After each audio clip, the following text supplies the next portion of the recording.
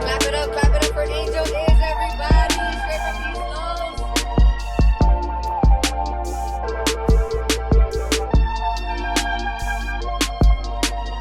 Hell yeah, bro. Hell yeah, bro. Thanks for doing this. Of course, thanks for having me on. Yeah, interesting too. Like thinking about it right now, the podcast, like it demands this of me. Like I gotta take risk and I gotta stay out of my comfort zone and reach out, like outside the circle. Like bro, just literally, cause you're sitting in that row, and all the homies pulled up and everybody like shook your hand, like what's up, what's up? Like, oh, you fight? Like, oh yeah, let me follow you on IG, and here we are a few months later. Yeah, I was pretty surprised that you reached out to me, because I mean, I met like it felt like 5 or 10 of you guys in a blur. Yeah. And then it was like, oh, hey, you want to come on my podcast? And I was like, Yeah. oh, fuck it. Yeah, let's do it. There's like a bit of a fun energy. Like I think it's like any sporting event, right? Where everybody's kind of like a little bit chatty and it's all like mellow and shit, unless it's like rival teams. I think especially with fighting as well, because fighting's not necessarily as much of a spectator sport as like football or something like that. Like you have a lot more people that are participating in fighting at fights. Right. So I think there's already like this natural like comfortability of like you kind of know everybody's there, has the same interests. Like with like football, what 10% of the guys are playing football. Yeah. And then with fighting, it's a lot more. Especially at those smaller events too, Yeah. right? Yeah. I had been to some UFC events, and then I went to one of these small ones at Commerce Casino, like maybe last year, and you could definitely there's like a bit of an energy there, like no, but nothing's gonna happen, because if something does happen, it's gonna turn to something that's gonna not end well for anybody involved. So there's definitely like a vibe like that, like there's like a mellowness of it. What UFC event did you go to? I've been to like 5 or 6 now. So my first one I seen when I think it was 232. I'm not sure, when Jones tested dirty for the picogram one more time. Yeah. And they had to move it from Vegas to LA, and he beat Gustafson. Nunez knocked out Cyborg. Volk was on the card. Jan they were both on the prelims. Yeah. So it was a pretty stacked card. What was the most recent one you went to? I seen Topuria knock out Volk last year at Honda Center right here. Ooh, that was a good one. Yeah. Yeah, now after yeah, especially after what just happened. Yeah, bro. There's I went with a couple guys from work, and like my cousin, like, bro, you guys, that was your first one that you saw this guy become champion for the first time, bro. Like, holy shit, that ticket's just gone up and up in value, and the memory, of course. That guy's like next level. He's like my inspiration. You know what I mean? Like I can't even dust that guy's shoes. But just the way that he goes about it, like his confidence, it's so. I feel like the only person that is on a similar level to him was like Connor in his prime, where there's just no nervousness. The guy will do anything. He went partying the night before his fight against Charles and then knocked him out in 2.5 minutes. Yeah, it's like he's playing the game on different settings. Like when we were kids playing video games, like easy. He has it like he looks like it's on easy, bro.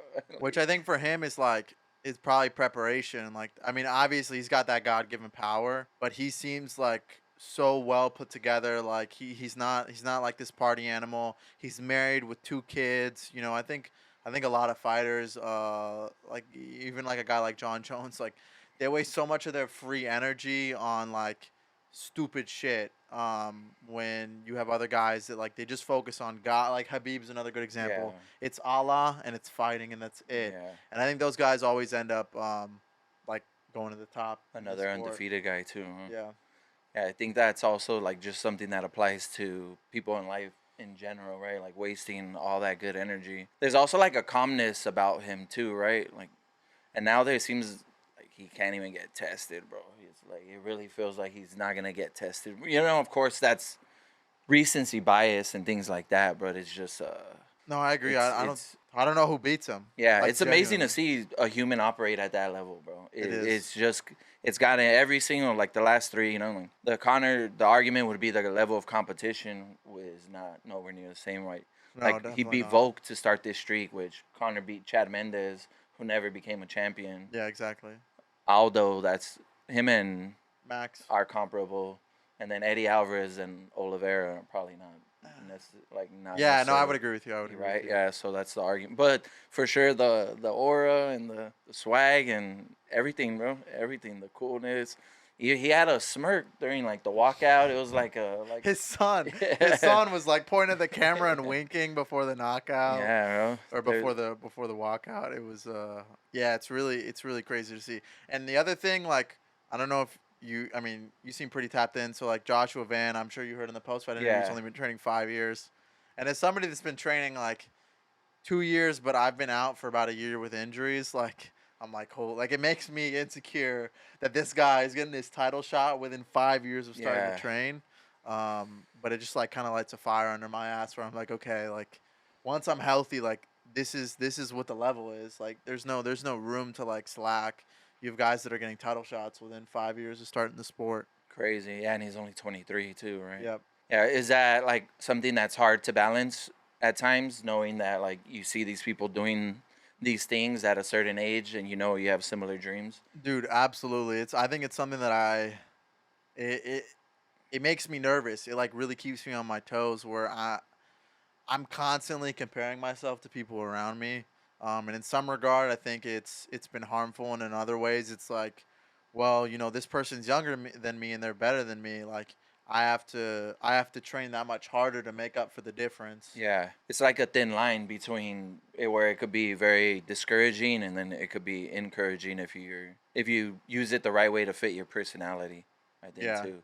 I had the problem of easily like trying to work hard out of like proving something like like oh, I want to prove you guys wrong. I want like I gotta work hard to prove it. I gotta, and I don't know if that worked for me. Like I think it's more enjoyable the process being it is more enjoyable for me when I work like out of enjoyment and love of the craft of the sport.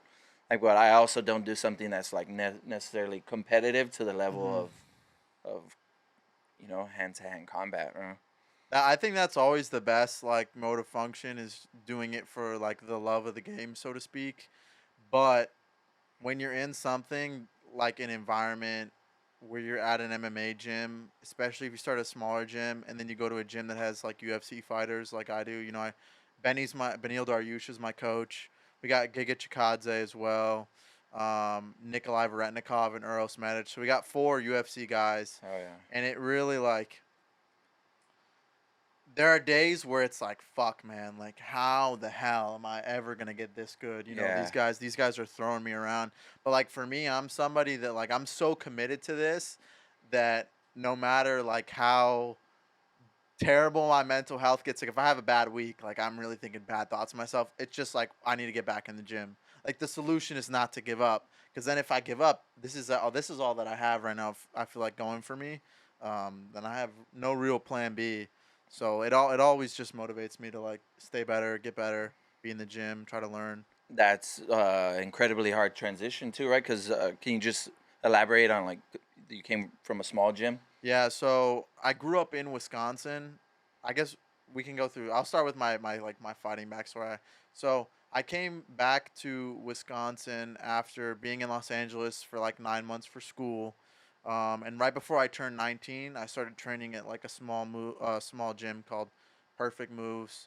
I liked it. I got a lot of individual attention.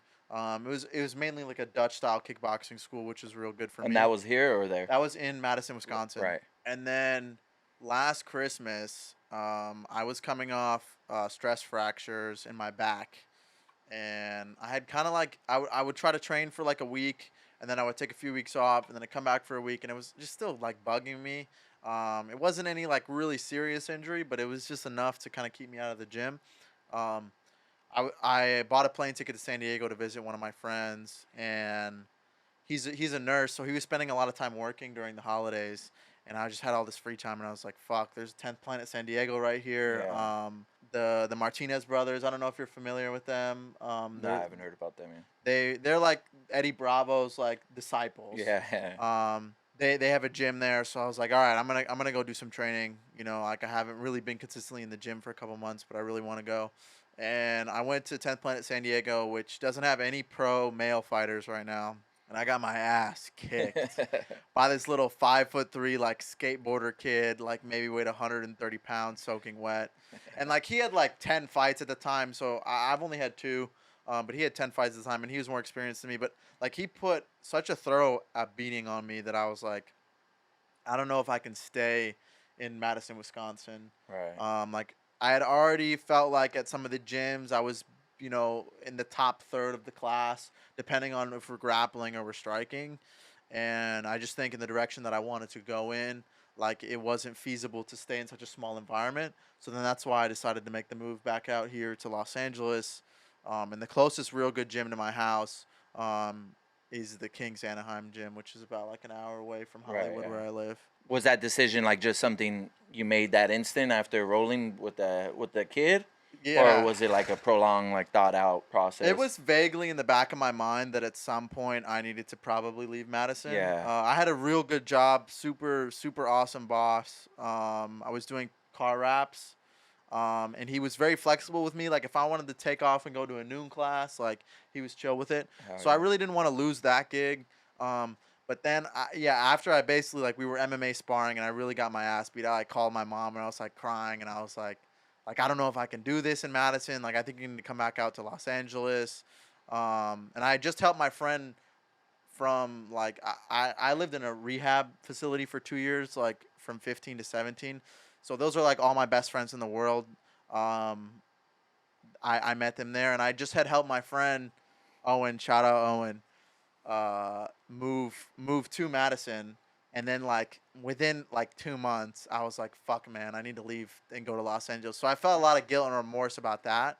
Um, but like I just realized I gotta be able to put myself first, and like I gotta put this fighting thing first. And God bless, he found like a super awesome girlfriend in Madison, and he just moved to Tampa, so he's not mad at me at all. But yeah, that was basically like how it went down. It was like a split second. Like it was in the back of my mind, and then like I got confirmation after that Right. training session, and then I was like, okay, I need to make this transition. Yeah, yeah, and that's a good way to have confirmation too, right? Because it's those leaps are scary, right? They're Yep. they're hard to make. You gotta be brave for those type of things, but it's even harder not knowing like how things are gonna work out. Like I gotta do this, but I still don't know.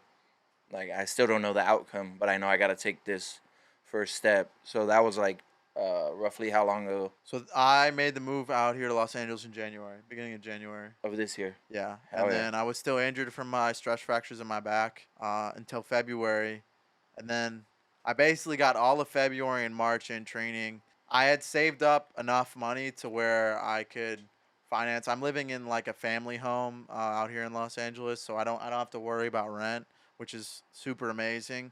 Um, so I'd saved up enough money to finance like just training, just focusing on training. So I got my training regimen like all good, and I was doing my mornings at Kings Anaheim, and then I had a personal trainer in Santa Monica, and then I was doing my evenings at Hyastan, like Hell up yeah. in Northridge and North Hollywood. Um, so I'm training like 5-6 hours a day. Like I am, and driving like 4 hours on top of that. So I was super super busy, and like quitting my job too. I was like, all right, well this is as real as it gets, and then my fucking ACL gets blown. Um, and initially I was like, I'm not gonna do surgery because I don't know if you're familiar with Nicky Ryan, Gordon Ryan's little brother. Right, He right. said that he competed and trained without an ACL for 2 years, and everybody's telling me to get surgery. And then I was like, well, he did it, and jiu-jitsu is a different sport. So I probably waited like a month for surgery, maybe Contemplating. 6 weeks. Yeah, contemplating. I really wanted to do it, but then I just wasn't like my mobility wasn't getting better. I was popping it all the time, just like walking around and stuff like that. So then I finally like came to terms with reality and was like, all right, I gotta do this rehab process and get the knee surgery out of the way. And that had to have been recent, right? Yeah, so I got my surgery mid-April, Right. April 16. Yeah. So how are you feeling now? Right? Yeah, so it's tough, dude. This is like the biggest mental hurdle I've probably been through since like being like sent away as like a 15-year-old boy to like go live in the woods for rehab. Um, I just was like so focused at the time, and then to like get brought back, and now I did a quadricep graft. So they took a piece of my quad and they used that as a new ACL. So one of the consequences is that my quad is working at like a 25% capacity of the healthy one. Right. Um, So the rehab is more about re-strengthening my quad than it really is about healing the knee, because the knee heals itself on its own. Um, but it's been real tough. I will say, like, it's brought me like much closer to God. I don't know if you're a man of faith, but for me, like, in these dire moments, it's definitely brought me closer to Jesus, and like reading scripture and getting into prayer. And I just feel like anyone, there's you don't hear about like atheist MMA fighters. They're all there's a reason for that. They're all religious. It's because people that put their lives on the line, like they always come back to Yeah, God. They have to yeah. put their faith in something. You have to believe in something way bigger. That's hard right there. That's a bar right there, bro. You never hear about atheist MMA fighters. There's no room for nihilism in it. You know what I Yeah, mean? Or if you look at any yeah, yeah. war-torn country, you look at like Ukraine right now, they're very heavily Christian Orthodox, or you look at Israel, they're very Jewish, or Iran, they're Shia Muslims. Like, there's no room for nihilism in this sport. Yeah. Whether it be sport, whether it be war, like anywhere where your well-being is on the line in some capacity, I just feel like those people always turn to God. Yeah, there's no nihilism, like even in suffering, right? Because you're just gonna Yeah. make it worse, bro. Mm-hmm. You said this has been like one of your biggest mental hurdles, but then it also has connected you more to your faith and more strengthened things. Absolutely. So like I could see this being like that's the cliche, right? Oh, I go through this and I get stronger, like whatever. But it seems like this is you have direct proof. Yes. Where usually people don't have Yes. direct proof. It's it's something we like to throw out. Whatever I go through or whatever you go through just makes you stronger, but you actually have proof because you've been practicing more. Absolutely. And I've been like a follower of Christ, like in word, but definitely not in action.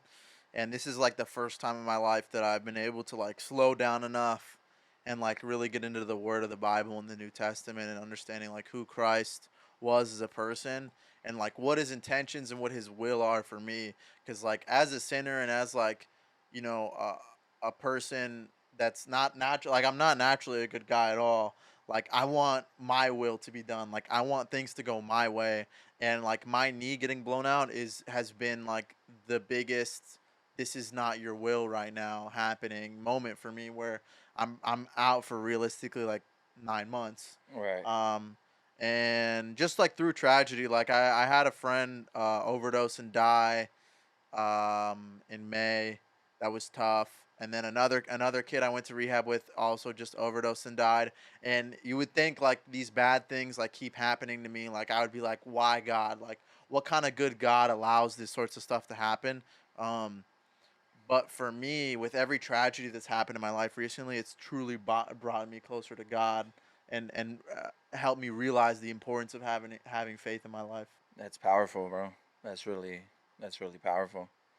Is there a part of you that has like almost some not some guilt, but like some I guess it's survivor's remorse, right? Because you said you had two friends pass from the rehab that you Hmm. were at, and you're in this position where maybe you're not fully working for your dreams right now because of your injury, but you're building a foundation that's gonna move you forward.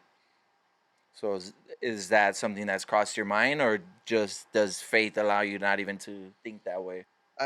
Of course it did. You know, like with the first a friend of mine, Alex, who passed away. He was in the service. He was in the Marines, and me and him would talk on a pretty frequent basis. And never once did I offer my help to him. Never once did I really think he was struggling. You know, and then it was just like that. Like he's gone. Um, and I've tried to be as helpful as possible to the people that I went to rehab with. I've moved them into my home. I live with two of them right now here in Los Angeles. Um, so it kind of made me think like, fuck, what if I would have checked in on him? You know what I mean? We were talking like 2 days before this would happen.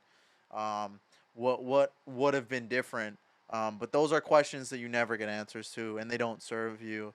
And as somebody that's in the recovery community and been through 12-step programs, like it's not it's not on me to find help for him. You know, like I didn't know he was suffering. You know, Right, like right. if he would have let me know, I would have dropped everything That for him. But he didn't let me know. that's something I wanted to say too. Is that step to walk across that bridge? We're like, hey, like I'm not doing well. That's rarely does anybody say that, you know, because I mean, I know people for I'm sure there's people that are gonna listen to this that are my close friends that have struggled mightily with depression and have never told me, you Hmm. know, like, hey, I'm in a bad spot, and so it's like it's unfortunate that that's like one of the things that we got to deal with death is that like bro like we no we didn't reach out and we didn't do our best, but there was, you know, we if we were given an opportunity to, we could have. Yeah, yeah. I was just completely unaware. There is a good recovery scene in LA because there is a lot of drugs, but for anybody that's like really on like hardcore like fent or heroin or meth, like it's just a terrible place to be because Yeah, homelessness is so accommodated. It's such a part of the culture. It's so easy to do, and it's a scary place, man. And like yeah, I would hate for anybody that I love to be like suffering in this city with that. for sure. It's been a wild couple months for you, bro. It's been a, I mean, It's been tough. yeah, what a journey, bro. It's been tough, and all glory to God. Like I've been in a really good place. Like this last month, it's all because of him. You know, I was having real dark thoughts, thinking about really dark things, and you know, at my lowest, like God has been there for me. Scripture's been there for me. Prayer's always been there for me. And as much as I wish that my ACL wasn't blown, I don't know if I would have reached this level of a relationship with God if I hadn't had this opportunity to like slow everything down and really look at my life with like a magnifying glass. Yeah, to have the time to have to do it too, where you Hmm. essentially had nothing else to lean on more than your faith. Yeah. So Yeah. like, just because you mentioned it a couple times and you've talked about some friends and people, what was the rehab situation like Okay. as a teenager? So I guess I'll start from like the beginning. When I was like 12 and 13, I got into like drinking and smoking weed. I remember like the first time I got drunk, I was at like Road America, which is this big racetrack in northern Wisconsin, and my dad was like racing his cars with all of his Polish friends. And at the end of the night, we were like cleaning everything up, and I was like, "Hey, can I have a Moscow Mule?" And he was like, "Yeah, sure." And then I went and asked his friend, and then I went and asked his friend's son, and then I went and asked his friend's nephew, Oh, you yeah. know, and I just got plastered as like a 12-year-old. And I Yeah. remember ever since then, before then, I was kind of a bit of a pyromaniac and a kleptomaniac, so I like to light shit on fire, I like to steal stuff, and then I found like alcohol, and I was like, oh, this is like, you know, I get the rush of like acquiring the drugs and the alcohol, and then the effects I get from like drinking and using are super awesome. So it kind of killed two birds with one stone for me. Um, and I was a so from like 13 to 15, I was a real big soccer player. I had like collegiate aspirations, and for the most part, that like actually kept me out of like real big trouble. Right. I hadn't completely like waved the white flag on my life. I wanted it both ways. I was like, okay, I want to be able to get high on the weekends, but like when it comes time to play, like I want to be an elite athlete, an elite soccer player. Um, and I was able to maintain like some semblance of manageability in my life. And then COVID hit, and that was it for me. I like didn't log into a single online class. I told my parents like, look, I'm not gonna drop out of school, but I'm gonna flunk this year and I'll transfer to public school. I'll graduate with enough credits. Like I came up with this like bullshit plan, It'll be and fine. yeah, Everything. everything will be fine. Like, and then I basically started like selling drugs every single day during COVID. And my parents are like healthcare workers, so they were extremely concerned about me going outside all the time. They didn't know what the hell I was doing. I kind of masked it as like, oh, I'm going skating all the time, Yeah. which I was doing, but I was also like selling drugs in between that. And that's where things like really imploded for me. Just like being like for like 3 months straight, I was like high or drunk, like tripping or on something, rolling, doing something Yeah. for like 3 months straight. from March to June. And that's right when COVID hit, right? Right in Yeah, March. March is So, when they were yeah. like, all right, we're off for 2 weeks, and then they were like, we're done for the rest of the year, and I was just like, all right, well, I can do whatever I want. My parents like were slowly getting on me about like what I was up to, and I have one specific instance where my mom like gave me a hug, and she felt like the rolling tray in my bag, and then I had come home later that night with like I don't know some acid and like some weed and a scale was the big thing. That's super incriminating for me, and she had went through my bag and found everything. And at this moment, I was like out in the hot tub with my dad, and I went back upstairs into my room. She left it there, and then told my dad like, "Hey, go retrieve like the contraband your son has." And he like followed me into my room, and he's like, "What's in the bag, Ale?" And I was like, "What's your probable cause and where's your search warrant?" And my dad was like, "Are you fucking kidding me?" And then I ran out of the house with it. So then I gave them like the hardcore confirmation that I was selling drugs. Um, they had their suspicions. I had a couple like really good friends that were like kind of ratting on me to my parents. I don't hold any resentment towards them. Like those people really cared about my well being when a lot of other people didn't. And then they started softballing this idea of like going to a wilderness camp over the summer, and I was like, "What the fuck are you talking about? A wilderness camp? I'm not going away for 3 months. Like this is about to be summer. You'll finally be off my ass about failing school. Like I'll really get to do whatever I want now." And I woke up one morning and they're like, "Okay, we're taking you to wilderness therapy." And I was like, "Are you fucking kidding me? Like there's no way I'm going with you." I started having this like huge meltdown, and I was on these really hard antipsychotic meds at the time that a psychiatrist had put me on to try to get me to like mellow out a bit. And it really, what it ended up doing was like it turned. Have you ever watched the movie Inside Out? Yeah. So I just felt like I was like in like controller mode. Like I was like pulling the levers like within my own head. So I'm like going through the motions of having this like emotional tantrum because at the time like I would just break shit, punching holes in walls, I'm throwing stuff, like I'm a complete maniac. And I'm going this ball starts rolling, and then like in the middle of it I'm like, okay, let me actually think, like how am I going to get out of the situation? So I like went from 100 to 0 in a second and was like, fine, let me go pack a bag. And then I jumped out my second story window and like ran away and stayed with a friend for about a week. I made sure like not to bring my phone because I was like, my mom's gonna track me. Like I really don't want to get caught. Um, but I was like communicating her like through a friend of a friend to tell her that I had like a roof over my head and I was like in a warm At place and I least was okay. fine. And she was like demanding that I came home, and I told her like, look, I'm gonna come home, but you can't send me away. And she's like, okay, I won't send you away, but you can't continue to sell drugs and use drugs. And I didn't stop. I came home. I was home for about 3 days. Um, and the first day I just went back out like selling, and then the last 2 days was like it was just I was basically tripping off acid and mushrooms. Like I didn't sleep at all. I was like really, really like it was definitely like the most intense like drug experience I had had. I'm just completely overdoing it. And I remember my last night before I got sent away. Um, my mom was like, you know what? Like go out, like enjoy yourself, like you can do whatever you want. Just be home by like 3.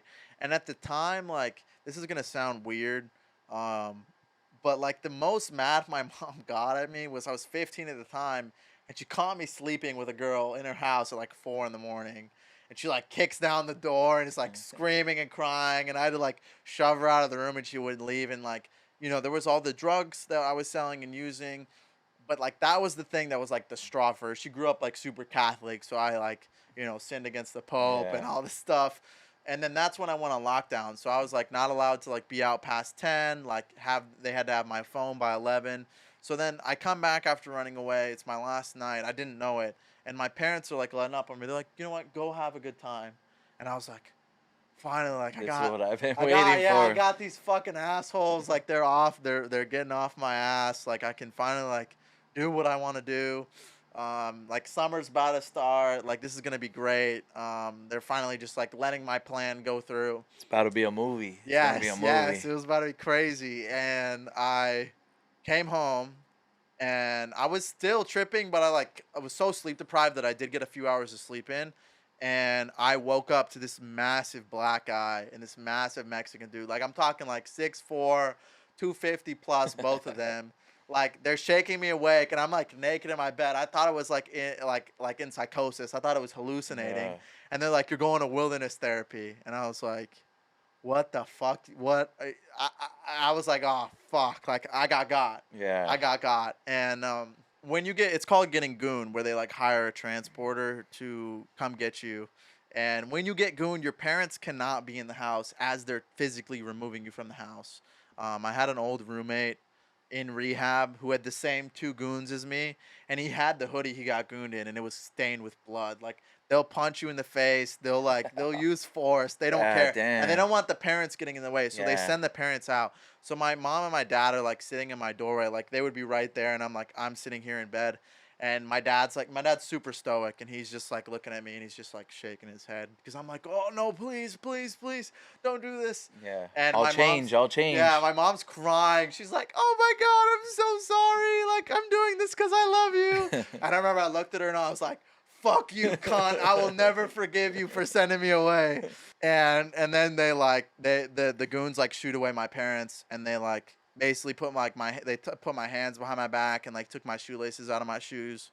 And at that moment, like I cannot describe to you like the defeat that I had. Like I knew that I was not going to come home for a very long time. And as like a child as well, you've only been alive. You've been alive for like a shorter period of time. So like 3 months, 3 months to a 15-year-old Right. is way different than 3 months to a 20-year-old or a 30-year-old.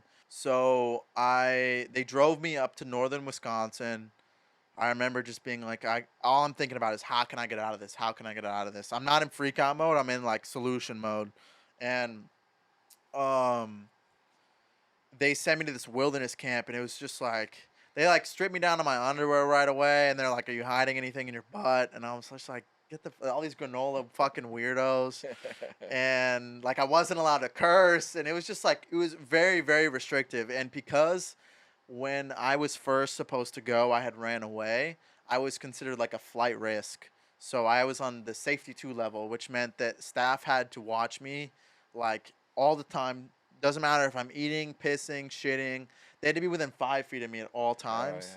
yeah. Because they were worried I was going to run away again, which I never would have because I didn't see a viable solution to get out of there It was from too running. late already. Too remote, true remote. There was no way to actually get out of there. The sleeping arrangement was probably the most fucked up part. And I remember they gave me my tent my first day, and all the kids had these small tents. And they gave me this huge tent, and I was like, yeah, "Fuck yeah, I'm the fucking king. The king is here." And then that night, I found out after our hike, we're basically like hiking like 4 or 5 hours a day, setting up camp, and then we leave the next day. That's what you do. We did this for like 3 months. So you're just mobile, just Yep. moving place Yep. to place. Yep, just out in the woods. So that for my first night, I find out, okay, I'm actually not the king. They put me in the middle of the tent, and then they put a tarp on top of me, and they put 2 staff on either side of me, so I can't move. So I can't move. If I need to get out, I gotta like ask them to get out. There's no way. And I was just like, oh my fucking God, it was a nightmare.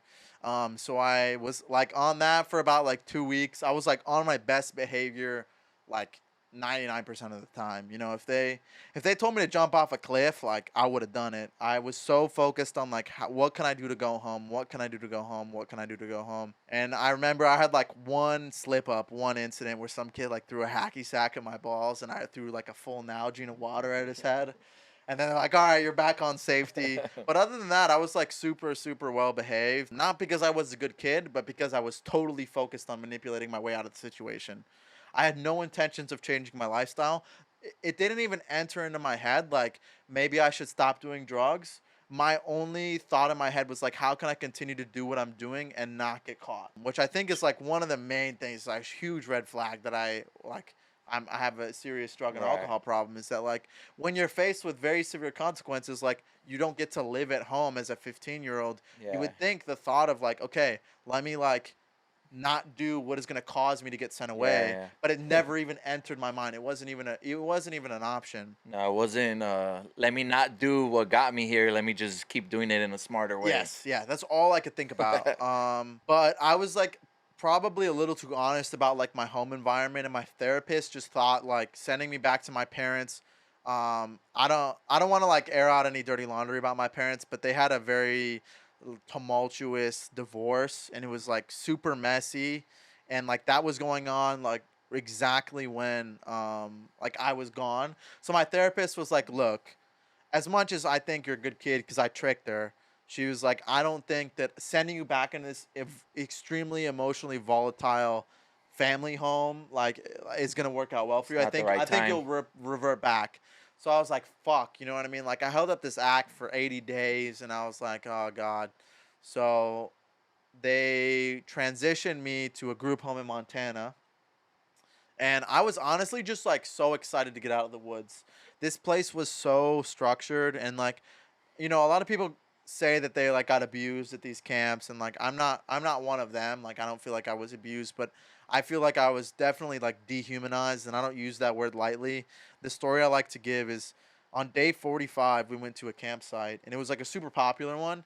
I found like a blue pen, and I had been writing in a black pen, and like being able to write in a different color in my notebook was like the most exciting thing that had happened to me in a month and a half. That's wicked, bro. It was, I like got out, and I just like I didn't even like, I didn't even know how to really be like a human being. Like my social interaction with my family, I would felt like super weird, like interacting with my brother. Yeah. My brother's younger than me, but we always fuck around, and like he was fucking around with me like when I first got out, and I was just like, God, like this is like so weird. Like, why are you talking It to me was like too this? much. It was too much. Yeah, yeah, total overstimulation. You're right. So I went from this super sheltered, like lovey-dovey environment, um, where you know everything is counted for. Like you don't get you can't even like exchange phone numbers with these kids. Like they're super hardcore about like we don't want you to stay in contact. Like, and then I went to this place called Building Bridges in Montana, and it's like the complete opposite. It's like a frat house. It's like 24 boys living in the house. We're in the middle of Thompson Falls, Montana. So we're 2 hours from the nearest McDonald's. God We're in damn. the sticks. Dude. It's gorgeous. I love this place to death. Um, but the population is less than 2,000. I think that says 1,400 right there. Um, you're in the middle of Yeah. nowhere. But you have this nice house. It's like three to a room, and like instead of the staff being there to like supervise everything that you're doing, like it was in the wilderness camp, the staff are there to make sure you don't kill yourself, kill anyone else, or light the house on fire. Like anything else is like fair game, fair play. And then the other thing that was really cool about this place was if you behave yourself, they would enroll you into public school. And that was like the big thing. I was like, all right, behave yourself for a semester, and you get like a piece of freedom. Go back to the world. Yes, and the school is super small. It's like a 200 kid public school, but like still, you know, there's Yeah, it's girls better. and there's Yeah. nicotine, and like that's all we needed. Yeah, it's better than where you were. Absolutely. So initially, I was like super excited to get out, and I arrived there, and like all the kids are cursing, and like I was so desensitized to cursing that like swearing was like funny to me again. Like I was like a 3-year-old. Like I'd hear people say "fuck," and I'd like giggle to myself. So I arrived, and like it's just the complete opposite, where it's just like, hey, if you wanna fuck off, and like it's not an obedience camp like the place in northern Wisconsin was. For me, I felt like I was able to kind of fly under the radar. I was still on these like really heavy medications where I was able to kind of behave exactly how I wanted to in order to get a desired outcome. Because of that, for like the first 6 months of my stay, I would say like I was just like a total bullshitter. Like I was like lying about everything. Like I was just like, yeah, sure, I'll be sober. Like I definitely have a problem. And this was at the In Montana. second place. Yeah, the group home. So then this is much more long term. So I ended up staying there for 21 months. So in total, in treatment, I was in there for 2 years. But for the first like 6 months, like I was really like willing to say and do anything to get out. You know, I was totally playing my mom and was like, "Mom, like I need to get out of here." You know, like, and a lot of these kids were much more willing to have like outbursts, they just didn't care. They were crash outs. They just didn't give a Yeah. fuck. So I'd be like, "Hey, look, that's what they're doing. I'm not. I don't belong here. Like I'm not one of them." You're playing it Um, smart. And one of my favorite stories was I was like on the phone with my mom, and I'm like, we got phone calls on Saturdays, and it's like probably like my second month, and I'm like, hey mom, like, get me the fuck out of here. Like these people are lunatics. And I don't know if you're familiar, but in Montana you have like a burn season. So like kind of in the fall, you gather up like leaves and sticks and just like anything you can that you can burn that's like natural. You get it in these huge piles, and these fires you basically light them on fire, and it's like a 10-foot radius. Like these are pretty big fires. Um, so we were having a burn pile, and they last like 3 or 4 days. That's Um, just to keep the forest just clear. yeah, because we lived on like what, like 10 or 20 acres. So like that was, we were always doing like labor on the weekends, and that was one of the things, was that we would clear the land and make it look nice. Um, and these kids are like they're like pouring like diesel like on the fire and like cooking hot dogs over it. I'm on the phone. I'm like, Mom, get me out of here, get me out of here. And it's kind of like dark, so you can't really see what's going on. And I make out the silhouette of this, like, we had this huge. This kid was like he was like a baby, but like 6'4". Like he had no spatial awareness. He was like a complete idiot. His name was Mike, and he was just like such like a validation like whore at the time. Where if you told him, you're like, Mike, you know what would be so funny, and he'd be like, oh, tell me, I'll do it. I'll do it for anything. You know what I mean? So somebody like egged him on to like pick up a propane tank, and I'm watching like the silhouette of them, and I see Mike's like fat ass, and he's like holding this big thing over his head, and I'm like, what the fuck? What is that? And I'm like still on the phone with my mom, and he just like throws this thing over his head into this huge fire, and then the fucking whole yard basically exploded, and like I can see everybody's face while they're like running away, 'cause like the whole yard had been illuminated, and it was just like shit like that happened like all the time. Bro. All the A time. fucking propane tank into a fire. Yes, all the time. And so because there were kids like Mike, I was like pretty good at staying under the radar. I wanted to do anything that I could to stay home. And my dad wanted me to stay. He was like, "Look, I couldn't fix you. I couldn't help you. I'm gonna leave it in the hands of the experts." And because my dad's he's a logical guy. He doesn't Right. work off of emotion at all. My mom is the opposite. My mom is a very, she's like a mother. She wants to make sure her baby's happy. And I'm just like milking her every week. I'm softening her up. I'm like, look, like You I'm doing feel well. it's working. It's Yeah, I working. just hit 9 months, Mom. Like, what do you think? Like, I want to graduate at home. So I got a home visit. So usually they were called passes. You get you're allowed to leave the house with your parents. Um, and your first few passes, depending on what your therapist thought was right for you, you would usually stay in Thompson Falls, or you would go to like a neighboring big city, whether that be like Missoula or Spokane. They just didn't want kids going home right away because they always run. Right. Like you gotta usually be in treatment for about a year before like they can trust you to go home. That's where all and your not run. resources are. Yeah, and I have another good story about like a kid on pass. So we had this kid from Israel, and he had like a really weird relationship with his mom. He like used to tell us like how big his mom's boobs were and stuff like that. He'd be like, "No incest, bro. Like my mom has big tits." And he went on a pass with her, right? And he comes back, and we don't think anything of it. He just comes back with like super spoiled kid. He comes back with like 3 suitcases worth of clothes. Um, and he didn't put any of them away, and he was actually enrolled in the public school at the time. So if you didn't clean your room and you went to school, they would blow your room up. They'd make it like way worse. They'd empty out all your drawers, they'd take down all your hangers, they'd flip your bed. um, and that happened to him, and they discovered a pocket pussy that his mom had purchased for him.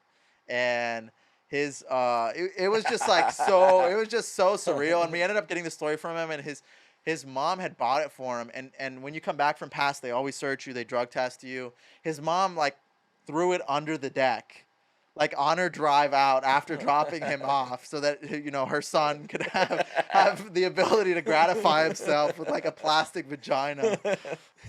So fast forward to like my like 6 month, 9 months in treatment, 6 months in Montana.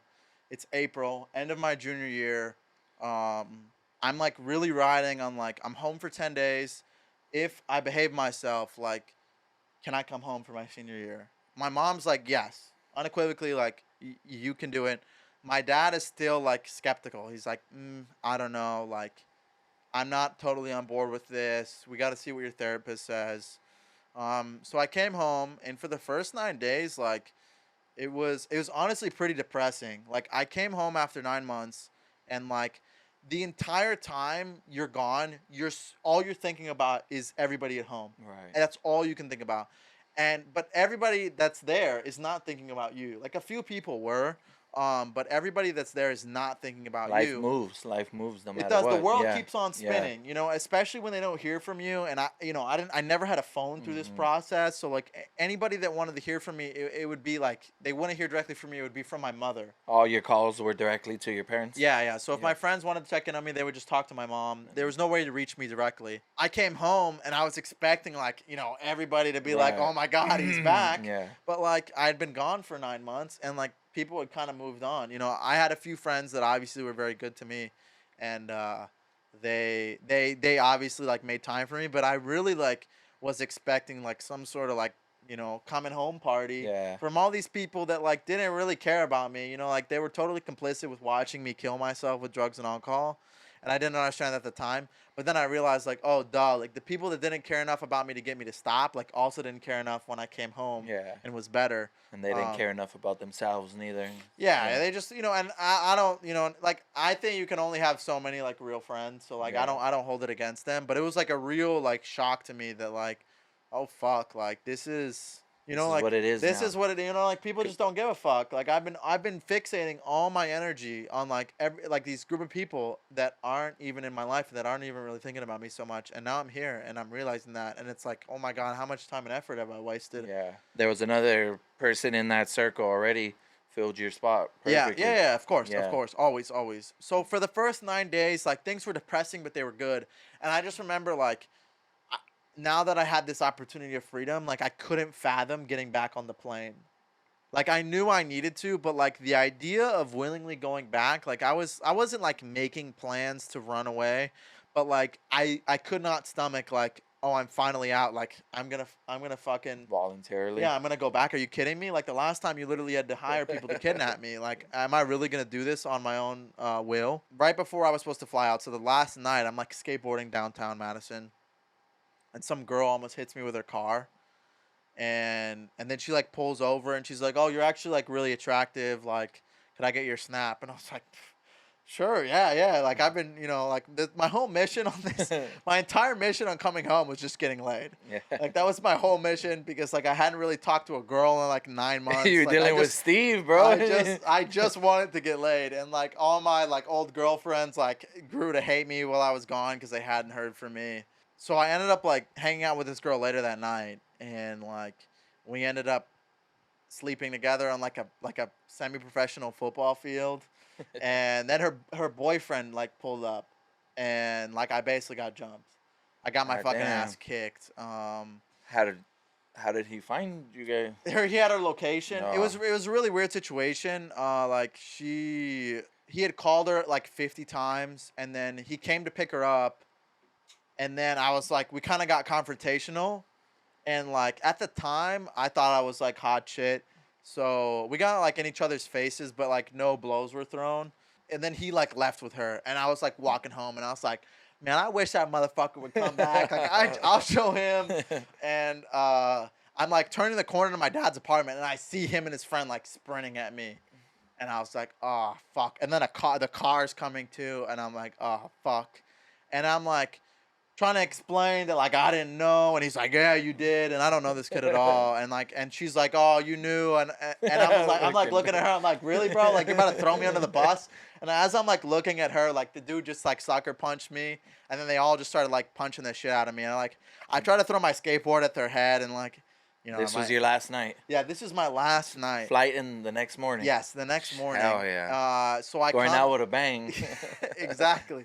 So I come back upstairs, and I like press the keypad to my dad's condo, and I'm like, Dad, I just got jumped. Like, can you open up? And he's like, what the fuck are you talking about? So I come upstairs, and he just like in disbelief. He's like, I can't fucking believe you would do this. And I was just like, well, can you not tell Mom? Like, can you not tell my therapist? And he's like, are you fucking kidding me? Like, you're going back to Montana until you're 18. Like, there's no way in hell I'm bringing you back here. It's unfortunate that it was kind of like, it wasn't the drugs, it wasn't the drink, it was, it wasn't even something that you sought out. You just almost got hit as you were skateboarding, and the whole fucking night unraveled to that. Well, I think it goes to show that like I'm 100% a drug addict and an alcoholic. That even if you take away drugs and alcohol from a drug addict and alcoholic, like I will create problems like in my life, and I like 100% did with this situation. So I came back upstairs all bloody, and I remember like my dad put his put a mattress like in front of the front door so that I wouldn't leave because he thought I was gonna like run outside and like try to get revenge. But I was like, man, I just got fucking jumped. I'm Like, tired. I'm tired. That situation, getting my ass kicked, I was like, yeah, get me back on the plane. I was like, send me back to Montana. Like I can't, like I've been gone for 9-10 months. Like I can't keep it together for 10 days. Like that solidified it for me. Like I'm not ready to come home. So it ended up kind of being a blessing for me. I went back and like I all hell broke loose. Like I had totally gotten off these super heavy duty meds, and I tried to cold turkey them, and like is with the med I was on specifically, like people that cold turkey those meds like are notorious for like violent crime. Like if they don't ease off like properly or wean off, it's like normal for people to like try to kill, attempted murders, like it's really serious stuff. So I came back and like got off those meds, and like at the time I was enrolled to a public school. It wasn't the main one. It wasn't in Thompson Falls. It was like another one. Did you make that decision, or was it? Yeah, so I had basically behaved myself enough by the Christmas time that they were like willing to enroll me, and they're like, "All right, we trust you." To get off the meds at that time. Oh, that was like my decision, but that place, the place in Montana was kind of anti-med anyways. Right. They were more like, let's like fix your behaviors, which I like philosophically like really agree with. Right. They were not like kids never got put on meds there. Okay. The child treatment industry is like completely notorious for like basically like sedating kids with meds. Like there would be kids that would come from out like inpatients, and they would be like there was one kid who was on like 4 mood stabilizers and antidepressants, and like he is just a complete zombie. Just like he's basically getting high every day from his meds. So they were fine with it. They were obviously like super disappointed that I like had made those decisions and like ruined my home visit. But my mom, I forgot to explain this, but my mom basically told me like, if you behave during this visit, I will ignore what the therapist recommends and I will bring you home. And I was like, fuck, that's my ticket. You know what I mean? And they were honestly kind of relieved that I had done this, because then my mom was like, okay, you know what? I was gonna listen to you guys. Clearly, my son's a moron. I can't trust him. Yeah, I'll listen to the experts from now on. So I came home. I was still enrolled at the public school. I went to school for like a week, and like I tried to fight like one of my housemates like in the bathroom. Like I lost to some kid in basketball in front of like a girl that I liked, and like he like came like chasing me in the bathroom laughing, and I like tried to like punch him in front of a teacher. So very quickly they realized like you've now lost like what was important to you, and because of that like I was unwilling to like behave or adhere to the expectations. So they're like, we're bringing you back. You're doing homeschool. That the golden egg that you had made up in your mind of being home, it was the idol. Yeah, I was totally worshiping that idol. That was everything to me, and that was enough for me to pretend like I was a good person, to behave like it was enough. And that, I mean, even though you're pretending, at least you were actually somewhat, maybe subconsciously things were changing a little bit. Honestly, you would like to believe so, but I totally disagree. I think those sort of ulterior motives completely corrupt any sort of like real good change you're gonna make in your life. And I wasn't able to make any sort of change. I'll get to this, like it's a little further down the story, but I don't think that you're capable of making changes unless you're willing to do it for yourself. If it's for any other reason, for a girl, for your mom, for a sibling, place, for a home, to go home, it's disingenuous. It doesn't work. I've seen it. I've seen tons and tons of kids try to do it, including myself. And there's no long-term sustainability with those sort of motives. Right. So I came back, and they pulled me from the public school, and they're like, you're in homeschool now. So it's like, homeschool is like, it feels like the equivalent of like solitary confinement. Like you're in the hole. Like you don't get to leave the house at all. Like you're just stuck at home all the time. You sit on a computer. And our consequence work at the time was like digging these tree stumps. So they would cut down a tree, and then you would dig a tree stump like all the way under it, So where it's basically like floating. It takes like a few days to do if you're working at it. But I had obviously gotten a tree stump to do, and they gave me one next to the fucking gravel pit, like as an extra fuck you, because I was just like, I was not behaving myself at all. I was trying to fight everybody all the time. I like pissed on a staff member's car right in front of him. Like I was being like a total menace. And I like was dragging out this stump. It was taking me like 10 days to do, and like I wouldn't. Some days I would just refuse to go outside, and the conversation started to happen, like take place of like does Alessandro need to go to like a higher level of care? Like does he need to go back to like a wilderness therapy where he's under 24/7 supervision? Like is this too much freedom for him? Can he not handle it? Um and I was like my come to moment as like a drug addict was I don't know, like on day 7 or 8 of digging this tree stump, and I tried to kick down the. We had a work shed, so like all these tools and stuff. I tried to kick down the door. It was locked. Thank God. But I tried to kick down the door because I was gonna huff gasoline, and I was like, "That's what I'm gonna do. Hell That's gonna yeah. make me feel better." Listen, guys. I'm gonna huff gasoline because that is gonna make me feel better. Um, and kind of after that, I was like, normal people don't behave this Yeah. way. Like I remember one of the therapists, the owner of the program, he used to always be like, "Hey, normal people don't do this, normal people don't do that," and it always felt very condescending. But I like almost like right afterwards, I could hear him saying in my head like, "Hey, normal people don't huff gasoline when they're like upset and things aren't going Yeah. their way." And then I was like, "Oh fuck!" Like, this whole like drug addict thing is like this true. Like Yeah. this is like the person that they're describing when they're talking about this is me. And it also wasn't something that like you weren't getting high at the time or drinking or anything, Yep, but you still devolved to that moment. Like making my life worse. yeah, I could care less at this point that I'm gonna do. Yes, I'm gonna yes, do and this. that's like Yeah. one of the main characteristics of I would say like an alcoholic or a drug addict. And I kind of said this earlier, but like you take away the drugs and the alcohol, and you would think like alcohol's the problem, but it really is not. Like alcohol was my version of a solution to my Right. problems. Right. Yeah. So when I no longer had my solution, Right. I start freaking the fuck out. Yeah. I start fighting people. I start pissing on cars.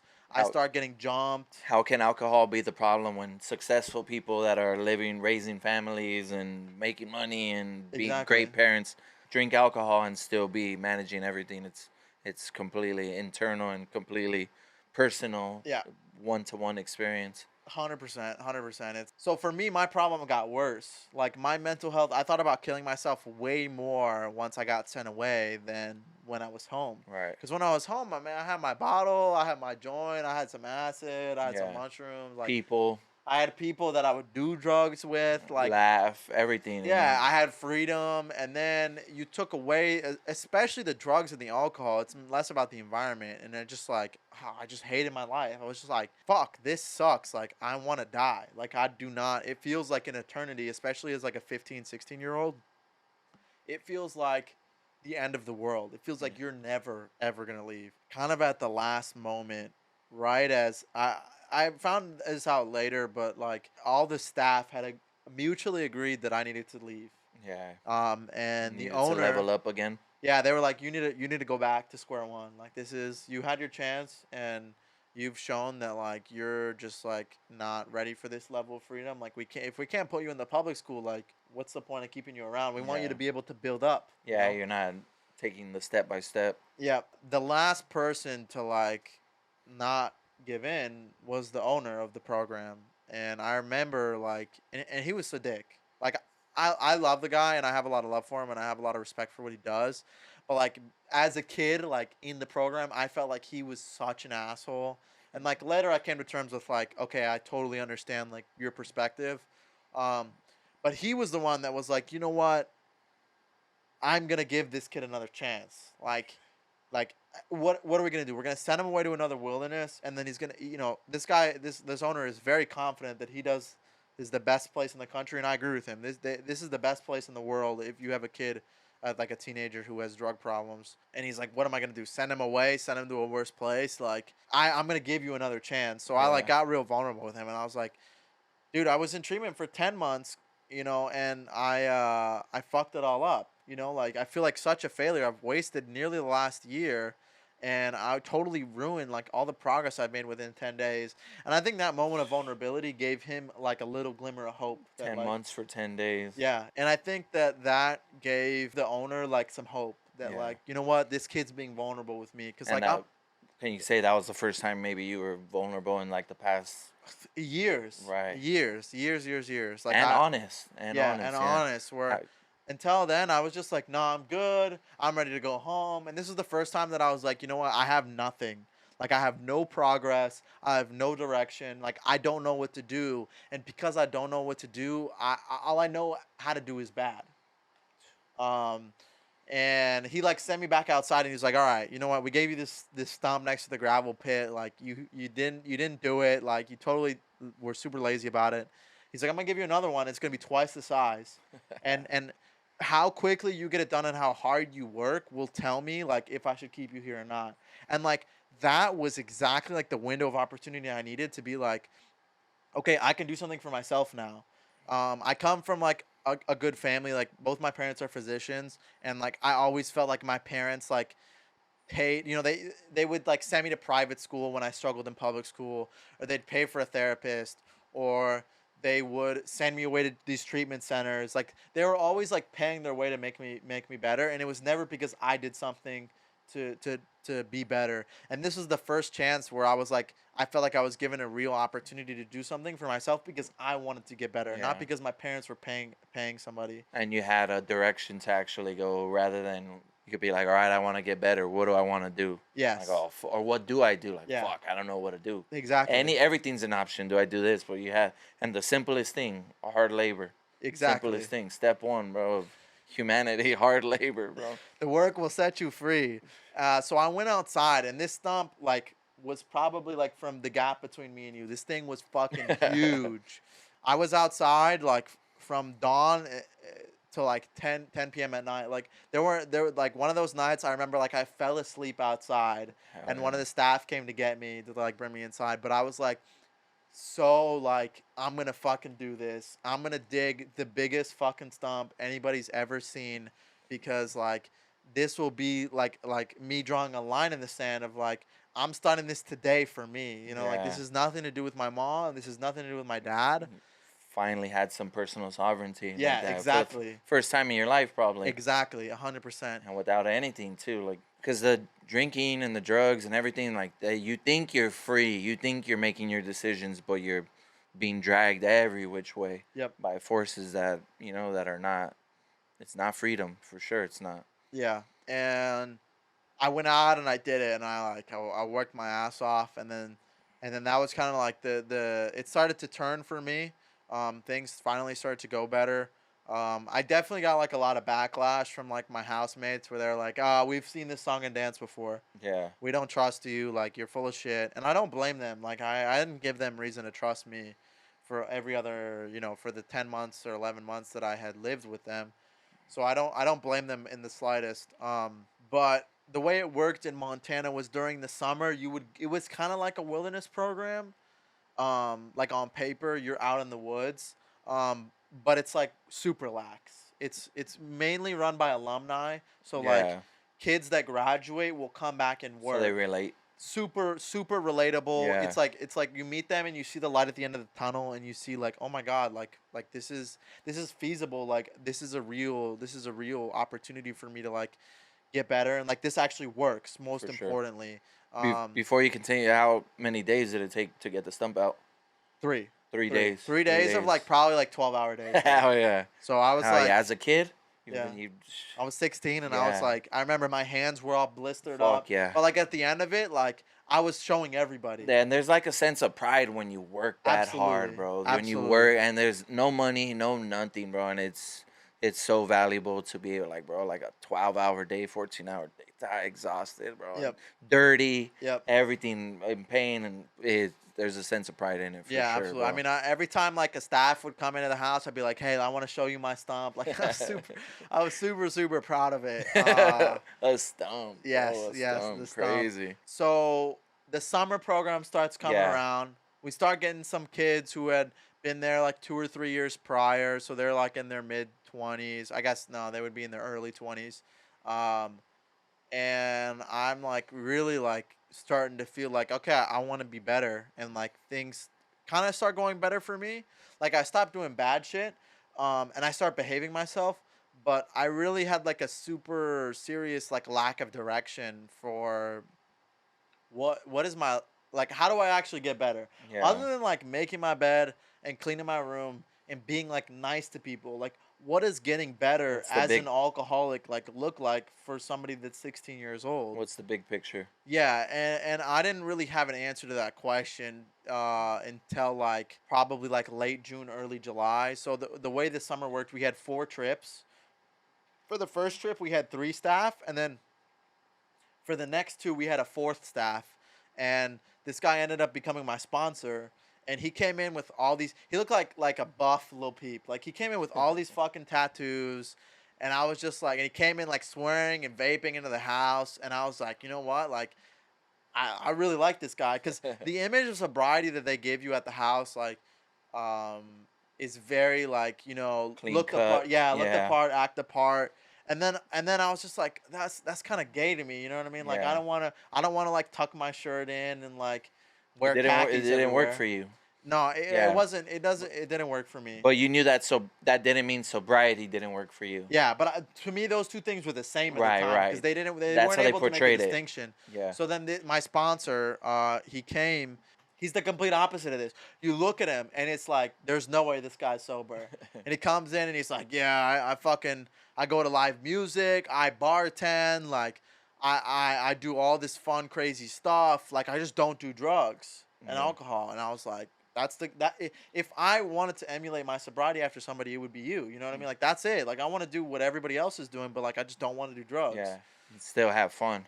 Yes. And so he like took me like through I spent so much time with him over the summer. He took me through like the 12 steps, and like I really had a profound spiritual experience. Like that was my first real experience with God. Like I grew up in a Catholic household. Not super, but like culturally Catholic. Yeah. But ever since, and I grew up in Catholic school as well. Ever since I can remember, like when you're in like first grade and they make you like recite this like prayer in the Bible that's like I believe in you, Jesus, and like at the time I was like 6, and I was like I don't know who the hell this guy is. You know what I mean? Like why am I telling him I like believe him and only him and like making this sort of commitment when I have no freaking idea what we're talking about? Because of that, I had become like very, very atheist, where I was like, there is no God. Where's God? I don't see God right now. If you can't bring God to me and show it to me with my own eyes, like I'm not gonna believe it. Because I lived in a kind of an immature way where it was off my personal anecdote. You know what I mean? Like Right. whatever my experience was the truth of reality, which in hindsight was a very poor mindset that ended up getting me in a lot of trouble. But I remember this one day, not to get into too many raunchy details, but my sponsor was like probably more sexually adventurous than most heterosexual men. And he told me something like in confidence. And this was like 2 days before my birthday. We're on a hiking trip and we're getting a resupply. And there's a kid that I'm with that also has a birthday like right then, and like he got a birthday card and I didn't. And it was the second summer in a row that I was in the woods on my birthday. No birthday card, no cake. I'm with a bunch of fucking people that to me I would call strangers, but they're really not. They ended up Yeah. becoming like my closest friends and my brothers. Um, but I just started crashing out. I just was like, you know what? You're the guy that's helping me. I'm gonna make your life hell. Like that's the only thing I know how to do is like push people away. You regressed right there. Yeah, I started regressing, Yeah. and in that moment we're like all together, and I start like spilling out his dirty laundry, and he like goes off on me. He starts yelling at me, and he's like, "You're fucking in the middle of this fucking program. I'm the only guy that has the solution that you want, and this is how you fucking treat me. Like, what the hell is wrong with you?" And he's Yeah. totally right. Totally over right. that too. Yeah, Over, yeah. And I was about to turn 17, and I remember like I ran away from the group, like not like in an attempt to escape, but like just to get away. And I like went and I cried so hard. Like this was like years and years of like pain and like I'm not gonna talk poorly about my family, but the dynamic was not healthy, and like had just built up to that point. you don't end up in a rehab at 15 for no reason. Yeah. Something's got to go wrong in the childhood, and I'm not saying like I'm without fault. Like I was naturally kind of like a shitty kid, um, but like I had so many years of like built up emotional turmoil that like all came out in this moment. I cried so hard. I probably cried for like half an hour. Like I couldn't stop. It's in the woods. Yeah, in the woods by Wood- myself. Daytime. Yes, daytime. Daytime. And I remember hearing this like, and I was like, "What the fuck is that?" Like it sounded like a beetle, but it was Yeah. huge. And I like turned my head, and there was like a hummingbird like watching me cry. Like there was, and it wasn't like it was just like flying around. Like I felt like this bird was like staring at me, like looking at me. At this moment where I'm complaining and I'm like, I'm all alone. I'm so sad. Like poor me. Like second birthday in a row, no family, no card, and this hummingbird is just like staring at me crying, and I remember being like, oh. Like I don't feel alone anymore. That's- Like this guy's watching me. Like this is weird. This is weird. And that night was like the first night in my life that I had been beaten down enough and had enough humility to pray to God and to really pray and be like, I I I don't know what to do. I And was it like, still your birthday. yeah. So that was like the day before my birthday. Okay. This was 2 days before, and then this was the next day was the day before. But so that night that I had this like big crash out was the night that I was like humble enough to like talk to God. Yeah. And I remember being like, God, like, please give me a better day tomorrow. Like, I don't need a perfect day. I don't need a birthday card to come in on a helicopter. But like, I just can't have this day again. Like, Yeah. please just in this moment of pain, like give me a sign and I will believe that you're here. And I got a better day the next day.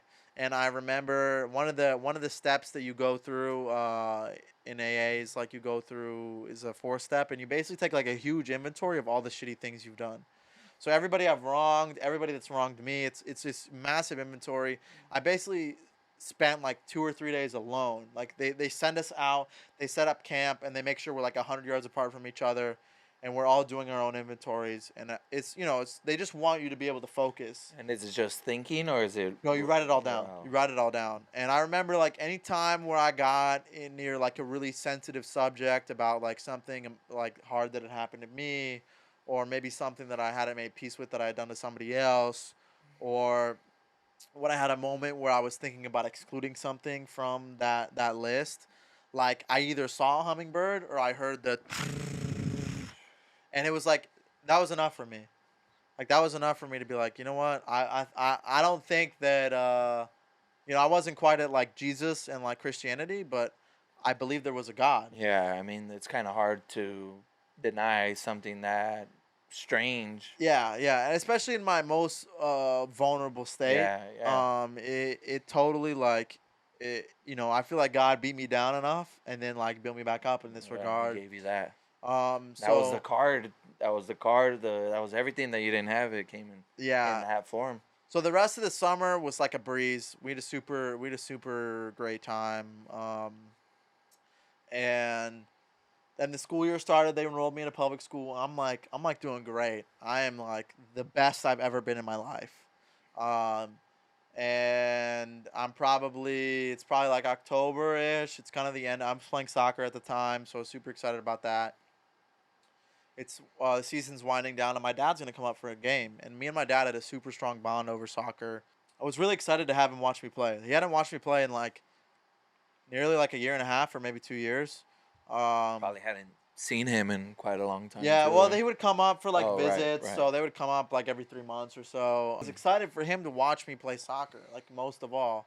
And at the time, this was probably a Monday, and he was coming on Friday. And my therapist pulls me into his office, and I can tell it's not going to be a good conversation. But I'm like, I'm not even stressing because I was so like, I was behaving myself at school. You had been on a roll. No nicotine at school, no girlfriend at school. I'm following all the rules. So I was like, this must be about somebody else. And he like pulls me into his office. He closes the door. He's like, I have some really bad news. And he like puts on his glasses and he pulls out his phone. He's like, your friend Simon died in a drunk driving accident. And just to tell you like the type of person Simon was, I explained to you like how hard it was for me to come home and like feel forgotten. Um, by everybody. I hadn't even reached out to Simon, but Simon had heard that I was back in town and like surprised me and went out of his way to come visit me while I was in town. And like this kid was like the sweetest kid in the world. Like I love him to death. And like that moment especially where like I felt like nobody gave a shit that I was back and like I hadn't even asked I didn't even ask about him. Yeah. He just showed up at my house Pulled one day up. and was like, "Yo, I heard you're back in town. I'm happy to see you." Was so meaningful to me. It meant the world to me, like that this kid was willing to do this for me. So I'm like, oh, like I'm in shock. Like I have no response. And I get up to leave. He's like, that's not it. And he's like, your grandmother is like also about to die. She was like a day from dying. This is my grandmother on my mom's side who I was close with her before I had left for treatment. She was like from Italy, from like a super super small town, like totally like she didn't go to school past the fourth grade. She loved Mussolini. Jesus was a Christian. Like she was just like the result of like 1930s and 40s Italian propaganda, which I loved her for. She never worked. She never drove. Like while I was in treatment, like my mom didn't have the heart to tell her that I was in treatment. She just told her that I was at a boarding school because of COVID. But I basically was like, all right, I'm gonna move in with her. I'm gonna move to Los Angeles. I'll move in with her. Like, I'll get to spend time with her. Her husband, my grandfather, had passed like a year before, 2 years before, and I didn't want her to be alone. So then that hits, and I'm like, oh my fucking god, like my world's falling apart. You know what I mean? Like And you had everything. barely found some stability and Yeah. some direction. I'd finally gotten my footing, Yeah. and then I just get like back to back, like two real important people to me like die. It really set me back for a while. I would love to say that like I was able to turn to God in this moment and like come out of it like with the tragedies that I've dealt with in the last few months, but that just wasn't how I was able Yeah, to you deal with weren't it. there yet. No, I just started like lying and doing stuff behind people's back and like I wasn't like relapsing or like doing drugs or anything like that and I didn't want to relapse. That was the main thing to me is like even though at the time I probably took a few steps back, like that experience showed me like if I can get through that time sober, Right. like there's nothing that I can't go through and maintain my sobriety. I had gotten in trouble a few times and like it was kind of towards the end of the Did school year and Did you make it to the soccer game on Friday? yeah, oh, yeah. So I get to the soccer game, and like in warm-ups, in my head I'm broken. I'm a broken human being at this time. Like I have no energy. I don't want to live. I want to sit in a dark room and say nothing and do nothing and feel bad for myself and like, you know, Simon was my soccer teammate. He was like a co-captain on the team that we played on together. But I was trying to talk myself into Yeah. like, nah, I'm good. I'm gonna have this all world class performance. I'm gonna score a hat trick today. Like I'm gonna play so well in memory of him. Like you guys, you guys will all be shocked. You know what I Yeah. mean? Like have one of those like One, spiritual games yeah, where one of like those like a flu performances. game or Yeah. something like that or like Yeah, when we hear about them. Brett Favre's dad died and Yeah. he like had like a perfect Yep. passer rating in a game or something like that. But that's just not what happened at all. I probably should have scored like 6 or 7 goals that game. I couldn't get one in. I could not. I couldn't. I couldn't. And I'm like, my coach is also one of the therapists at my house, and best guy I've ever met in my life. Most amazing human being I've ever met in my life. And I'm like talking to him on the sidelines, and I'm like, or on from the field, and I'm like, take me out, please. I don't want to play anymore. He's like, no, you got to keep going. You need to figure this out. You need to be Yeah. able to get through it. I just intentionally got a yellow card in the high school rules. Like I don't know what had happened, but I was ignoring the commands of the referee. And in high school rules, if you get a yellow card, you have to come out of the game. So I got myself out of the game, and it was I started breaking down. I started crying. I started like yelling at my coach. I was like, I failed Simon. Like, I couldn't score. Like, I'm a fucking failure. Like, I couldn't even score one goal for my Yeah. dad. My friend's dead, and I can't even score a goal for him. Like, it really, it really bothered me, and I felt It like such a unraveled. failure. Yeah, and I'm like screaming and crying at him on the sidelines. And I start walking away. I start walking to my dad's car at the time because I wasn't. I was traveling with him, not with the team. And he's like, if you walk away from me right now, you will never play another soccer game for me again. The other thing I failed to mention was during that period after I'd went home and like fucked up and like was really struggling. The one thing that I was able to cling on to was like he kind of let me get on the team and play soccer. Yeah. And he was like, I want you to earn your way on this team. And he put some trust in me that like I could do good. And like me playing on that soccer team at the end of my junior year meant the world to me. And like so this man had my loyalty. So he was like, walk away from me, you won't play for me again. I stayed put, you know what I mean? I Yeah. listened to him. And then at the end of the game, I was keep in mind I'm also captain at this time. Like Yeah. I'm supposed to be the guy that's like keeping everything together for everybody, and I'm the one who's freaking out. And then that's at the high school that you're. It's a club, technically a club team, but it's with all the high schoolers. Yeah, so Okay. I'm in high school at the time. I'm playing with high school kids. We're But playing you're for a club. Right. Right. And then at the end of the game, we end up tying this team that we totally should have beat. I try to walk away again or something like that, and because he's trying to like give me some like flowers, and he's like, Ale's here under really tough circumstances, and he played a great game. And I was like, I told him to shut up, and I was like, I don't want to, that's Yeah. don't blow shine up my ass. Like it's not true. I played like shit. And we're all standing, and he like waves me over, and he's like, sit down, and he tells everybody to stand in a circle around me, and like he told everybody to tell me why like I was a good captain and like how much I meant to the team at the time. And it was the most agonizing. It was so painful for me to hear. Like I started sobbing in front of everybody. I'm like I keep talking about how much I've been crying my whole life, but I'm really not an emotional guy. Yeah.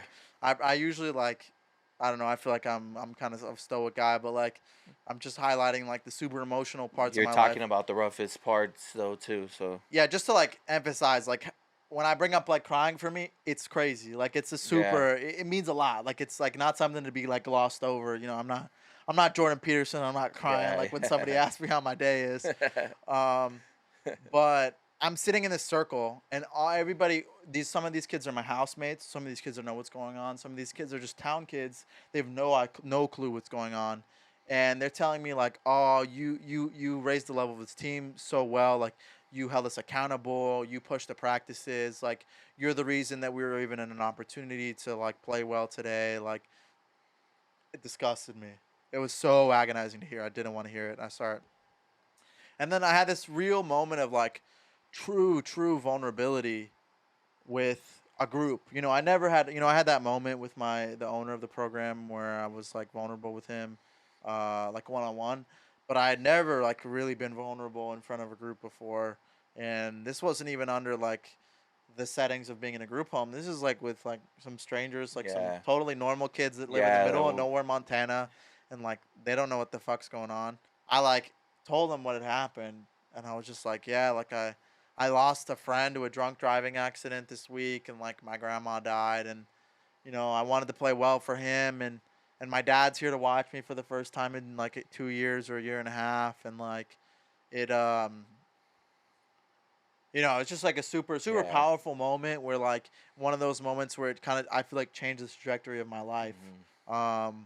And so things like went fairly well, all things considered. Obviously, like I had some slip ups. It's hard to be perfect in a place like this. Like even when you're doing well, like there's always a kid, whether it be your roommate or the kid next door, that's like plotting on getting nicotine. I know getting nicotine sounds like a really like insignificant thing, but like for the house and the rules and the Yeah. It's a expectations, big like deal.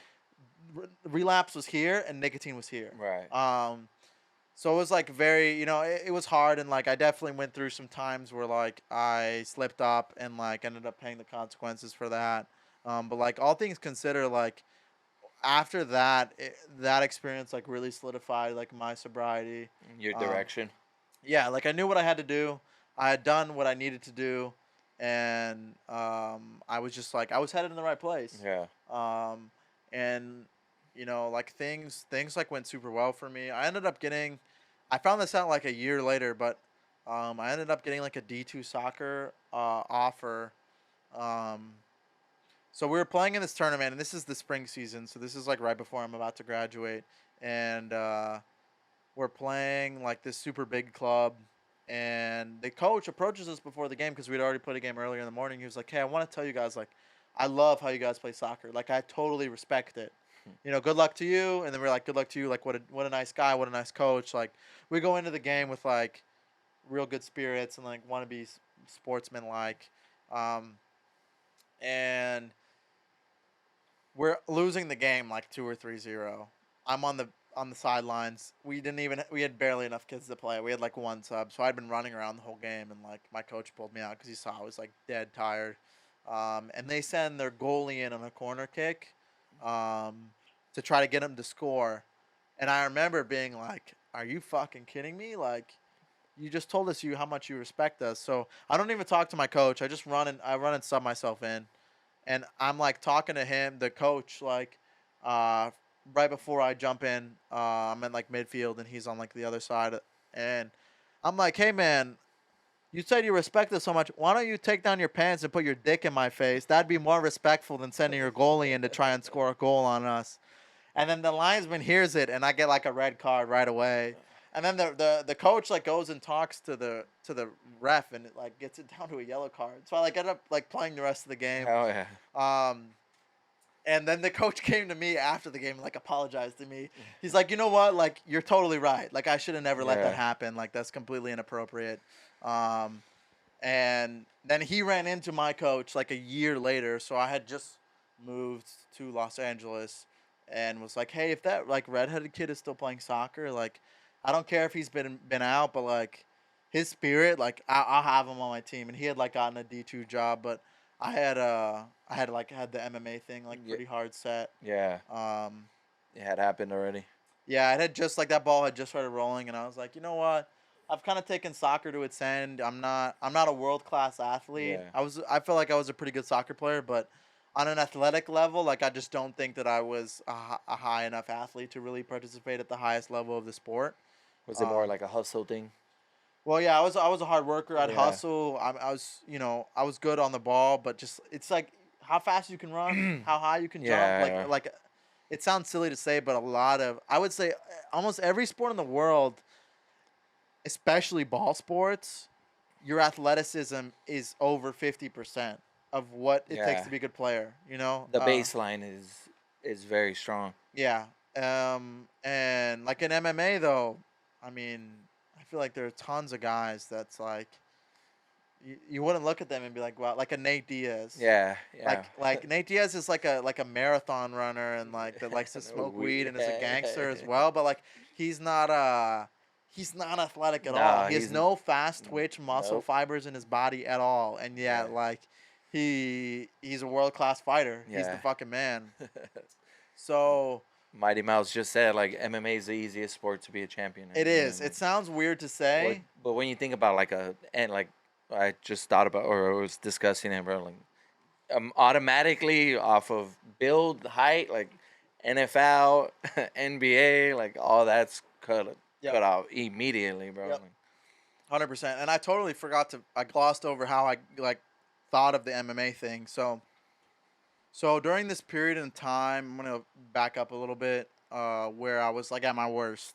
After the home visit, before the summer trip, um, the way that the rooms worked was like you had a solo bed and then you had a bunk bed, and it was by seniority. So whoever was there the longest always took the solo bed, and then second in seniority took the bottom bunk, and then least in seniority took the top bunk. And it was like a very big deal. Like if the staff were willing to put you in a room and make you the most senior kid. It's like a So leadership role in a way. yeah, totally. Up until the visit, I had done such a good job bullshitting that like they gave me a big bed. They gave me the biggest bed. They made me the most senior person in my room, and I was like all for it.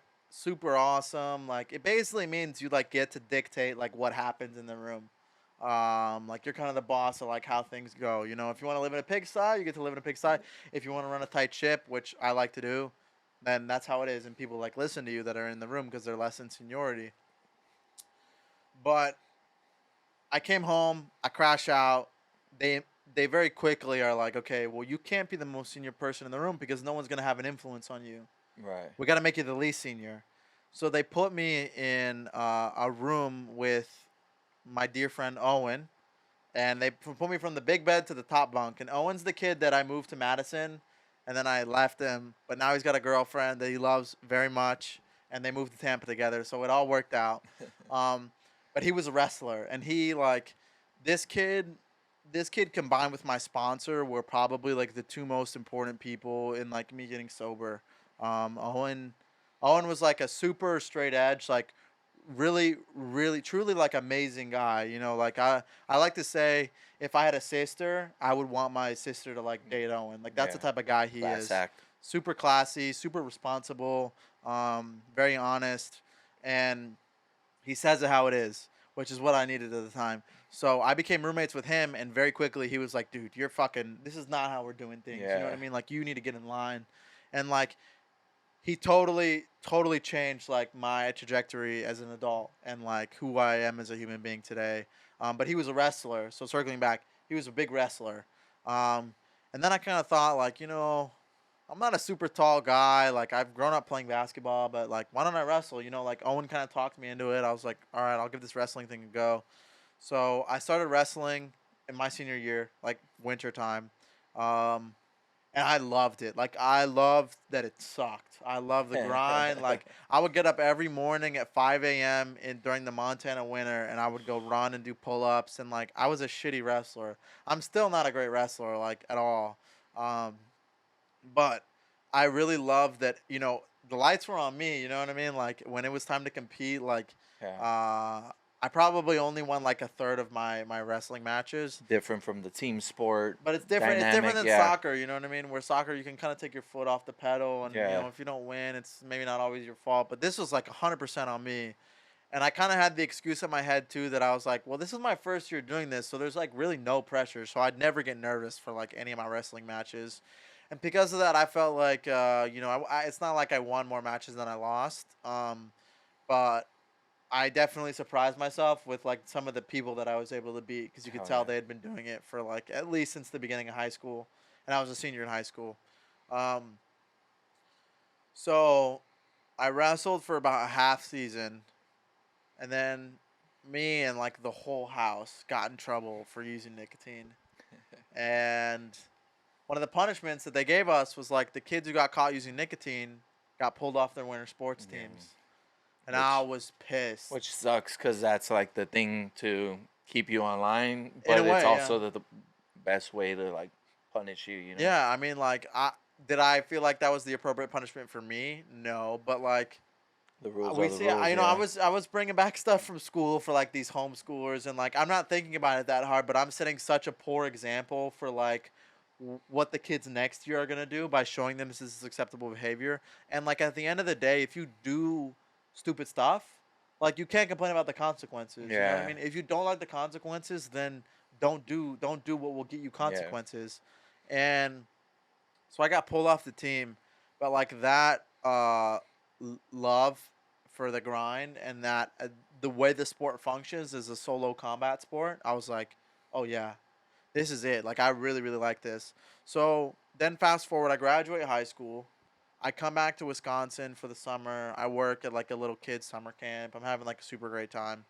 And then Staying straight edge. staying straight edge, like Yeah. super responsible. My relationship with my parents was like had been the best it had ever Yeah. probably been. Like it was things are going super great for me. Yeah. So low key, everything kind of Yeah, everything worked out well. very Yeah. seamless transition. Like Yeah. I went very seamlessly from rehab to home.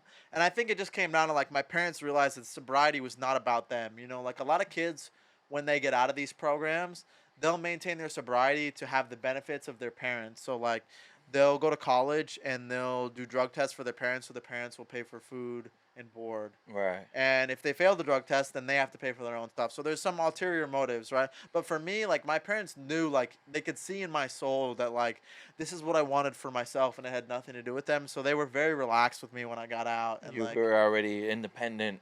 so independent, and just like, I didn't seek trouble anymore. Like, Yeah, you had matured a lot. I really like became like a different human being, going into adulthood. I had like kind of a near miss with MMA, so I just wanted to start doing jiu-jitsu and Muay Thai, but I didn't like get that ball rolling until like my last 2 weeks in Madison before I was supposed to move to LA for school. So I like signed up for like a trial class, and then I never ended up going because I was like, well, fuck, I'm like, I'm about to leave. Like, Yeah. I'm not even gonna sign up to the gym. Like, what's the point? And then I started school, and I got really distracted with that. And living in Los Angeles, it's like bright lights, like you live in fucking crazy town. Like, What'd you come to school for over here? Or so what I school? went to LACC because I had failed my sophomore and my junior year. I didn't even have a high enough GPA to apply to any Cal schools. Oh yeah, is it Um, that's LA community? Any of them. That's Oh yeah, LACC is LA yeah. Los Angeles Community College. Yeah, So I had to go to the community college route, and I wanted to study. I was studying psychology, and I wanted to become a psychologist for adolescent kids with substance abuse disorders. So I basically wanted to do like what the therapist did for me. Right. And I was really excited about it coming out of school, out of high school, because it was the first time that I had truly like applied myself, and I finally did well in school. Yeah, got some results. And then I got to college, and then I was like, like, let's try this. And I started realizing, like, how long is it really gonna take me to become to do what I want to do? And the timeline we were looking at is like 8 to 10 years. And I was Yeah. like, fuck that. Like, that's to me, like, there's a wealth of knowledge there. I don't want to make it sound like, I don't want to sound arrogant and sound like I know everything, because I don't. But to me, the wealth of knowledge that you're tapping into by getting your master's in psychology, it's worth it for somebody that's not an addict or an alcoholic. But like for me, being somebody that's like lived that, like I have so much experience in that, and because of that, it all boiled down to like I want to help people. Right. And I don't need to get a degree to help people. Like, there's plenty of opportunity for me to help get people sober, and like an 8 to 10 year degree and a plaque on the wall. Like, just like it wasn't worth the investment, because I felt like I had already had such a significant knowledge in like Right. You had already recovery. lived it. Yeah, Yeah. yeah. And so I ended up dropping out. I dropped out after like a quarter. Around what time is this? What's the timeline? So I had gotten home in June of 2022, and then I left for LA in August of 2022, and then I probably That's dropped quick. out. Yeah, I was only home for like 3 months, Yeah. and then I dropped out in October of 2022. Hell So I was yeah. in school for 2 months. I got really into weightlifting at the time. I was like, okay, I want to be jacked. I want to look good. I want to feel good. Like, and I was also like becoming a UFC fan. Yeah. Kind of by proxy. Like, that was one of the things that the kids at the house really liked. Like, we weren't allowed to watch it, but we had like MP3 players that we would like download videos like at school, and then we would bring it home, and like Hell we'd yeah. show everybody, and we like watch like opponents before and after fighting Habib Nurmagomedov. So I became like a UFC fan through that. And then I got really into the weightlifting thing, and then I kind of realized like this is my only regret in my life. I didn't like Los Angeles anymore. I didn't feel like I had enough direction or enough personal responsibility in my own life. So I felt like I needed to go back home, like move in with my mom for a few months, and then get my own apartment. Like one step forward, one step back, 2 steps forward kind of Yeah. thing.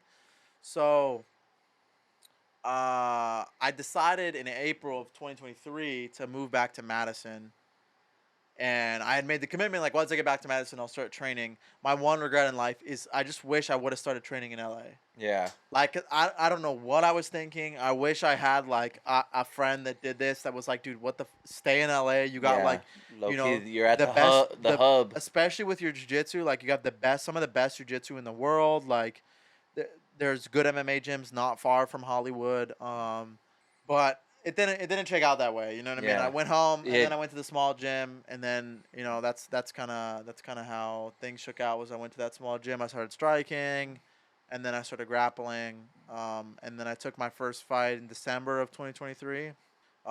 in Wisconsin. In Wisconsin. I can't imagine like a lot of the listeners have done like a sanctioned fight before, like in an arena and like in a cage, but it is it's the craziest drug you've ever done in your life. You know what I mean? And I feel like I've seen some pretty crazy shit on psychedelics, Yeah. but this is like, it's not it's just natural too. And it's all chemicals inside you yes, operating. yes, yeah, it's Yeah. totally natural. But it's like, even with like a wrestling match or like a soccer match, like, yes, your reputation is on the line, and like your reputation as a sportsman is on the line, but your livelihood's not. Yeah. Like your health and your well-being is not. So I remember stepping into the cage, it's like at in December of 2023, And and I you're was how old at that time? 19. 19. Fuck 19. yeah. And I was so locked in. I remember like I had done everything right. I was eating right. I was training right. I was doing everything my coach told me. And I remember my coach, one of my assistant coaches after, was like, dude, when you were warming up in the locker room, like I was starting to get nervous because like I didn't feel any nervous energy from you. And like what I had kind of like come to terms with is like the result of the fight had already been decided before you step into the cage. Yeah. You don't get to live that way, or we don't think about that. Like, I don't get to go to work and be like, oh, the result of 2 months from now is determined by what I do today. Yeah, like yeah.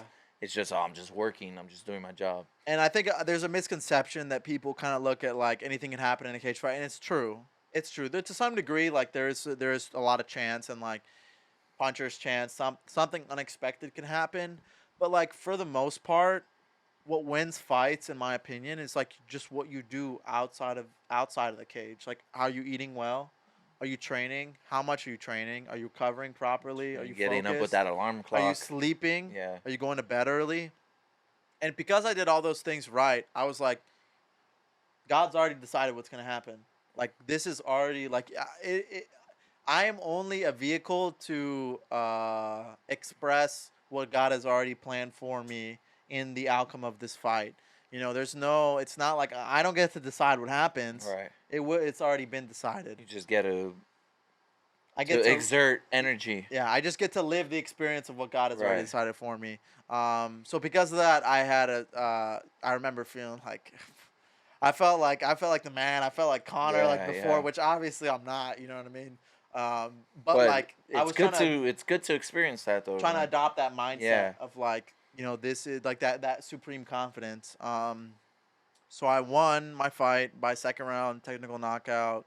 It was a super good experience. Winning is like, you know, sometimes they ask, like I've heard fighters on podcasts get asked like, do you love winning or hate losing more? And after winning that fight, I realized I hate losing more. You would think like off the win, you would be like, man, I love winning, but it was the opposite. I was so relieved that I didn't lose. Yeah. It's just like, man, winning feels great, but like it feels great in the absence of loss. Like that's why it's so awesome, is because you don't have to, not get your hand raised in front Yeah. of a crowd of a few hundred people. So then I continued my training, but I totally like fucked up, and I was probably in like some of the best shape I've ever been in, and I took a 2-week vacation to Italy. My mom like wanted to bring us to see we have a bunch of extended family in Italy, Right. and we went to Italy. And I was like, you know what? I just won my fight. I can relax. Like, let me go to Italy. Let me eat. Where'd you guys go? We went to Torino. It's like an hour from Milan. Okay. So northern Italy. But I was like, I've been eating so well. I've been training so hard. Let me relax. And I was probably walking around like 155, and I came back in 2 weeks at 175. I was in a food coma for 2 weeks, and as much as it's like silly to say like I got fat, it really halted the progress Well, of like. it's the jet lag, it's the unpacking, the Yeah. time difference, is Well, everything, just and the dog. cutting weight, you know what I mean? You cut weight for Yeah. what? I was cutting weight for probably like 2 months, a month, and like now I just get to eat as much as I Right, want. right. I had heard Henry Cejudo talk about it, how like wrestlers develop Eating disorder. yeah. Yeah. It might not have been him. It might have been who's the other wrestler, Jordan Burroughs. Jordan Burroughs. Yeah, I Yeah. think him on Joe Rogan, like they just have a eating disorder That's what since they're every wrestling since they're coach you ever meet kids. is a fatso. They're all because they've all been cutting weight their whole lives, and then they get to relax and they get fat. Yeah. Then I was just trying to get booked for a fight, and my coach was also my manager at the time, and he was trying to be very specific about the type of bouts that he wanted me to fight, and made sure that I got a good opponent. And like the timing just did not work out with me being out of shape, and not finding fights. Yeah. And I continued to train. I probably got back into real good shape around like April and May of 2024. But I had made the decision that I was going to go back to my old rehab in Montana and work. It felt like it like God had called me to like go back to those kids and like show to them like that it is possible to be Yeah. sober, and like give them the same experience that I had received from an alumni as Yeah, well. and that you've done some interesting things too. Yep. So it was really important to me to go back and serve those kids. Yeah. And as meaningful as that was for my soul, and how like good that was for me, for the fighter it wasn't so good. And I think there's a balance between that. You know what I mean? Like I don't think you can be 100% fighter. I think that even the best in the world, they have room for God and they have room for other things. Um, but in this regard, taking like a 2 month break to go backpacking where there's no training equipment, there's Yeah. nothing you can do. The cardio endurance you get from backpacking is nothing similar to even wrestling or striking. So there's no translation there. Like you're really just losing what you've built. Um, so then I went into that trip. It was a beautiful experience. I don't think that I'll do it again anytime soon, just because like I have goals with fighting and like it's not compatible. Just Right. the time investment that it is. Um, but it is. So I came back home. I started training again. Things were going well, and then I had this back injury where I had these stress fractures. Uh, and at first I thought I had like a herniated disc, and it was from I shot on somebody and I got sprawled on it. I felt the pop, and I was like, I kind of had a rule at the time because I'd basically like get off work and I go to kickboxing and then at one gym, and then I go to jiu-jitsu at another gym, and then I go to wrestling at another gym. So every night I'm bouncing all around Wisconsin, all around Madison. And then it's And all in one day. yep, yep. Oh yeah.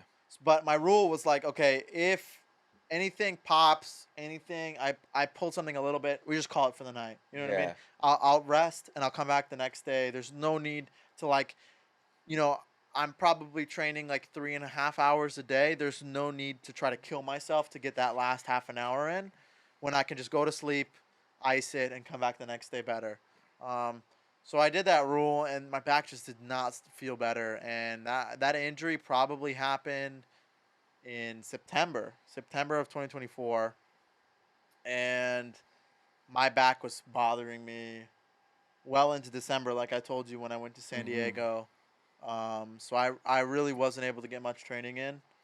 And then I did go to San Diego, and then got my butt kicked, and then made the move to Los Angeles, and so then I tore my ACL, um, and then flew back to Madison and got surgery. I decided to spend some time at home, um, just because like with being immobilized, I was like, I'll go hang out with my mom. Like she'll Yeah. take care of me, she'll cook for me.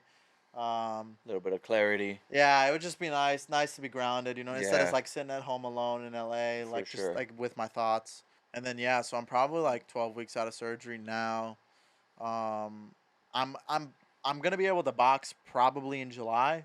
Hell yeah. So I'm Today's the super. first. Today's the first. Yes. Today's the first, boy. It is. It You- is. you So maybe not tomorrow, but in a few weeks. You gotta hype yourself up right there, But I'm boy. super excited to Uh. get back boxing, especially like seeing Ilya Taporia knock everybody out. Yeah, It makes me with think boxing. like I've been kickboxing a little too much. Maybe I need to get these hands going. Yeah. And then the timeline for the recovery, I mean, it all depends. They told me it's at minimum 9 months, so that would put me at like January at full capacity. But the way I can move right now, and I'm probably gonna, I sound like an asshole saying this, but I feel like I can be back by September, October, Yeah, and hopefully look to fight again in before the year's over. maybe right at the turn of the new year, so Yeah, January, February. Especially just like with the training environment that I'm in.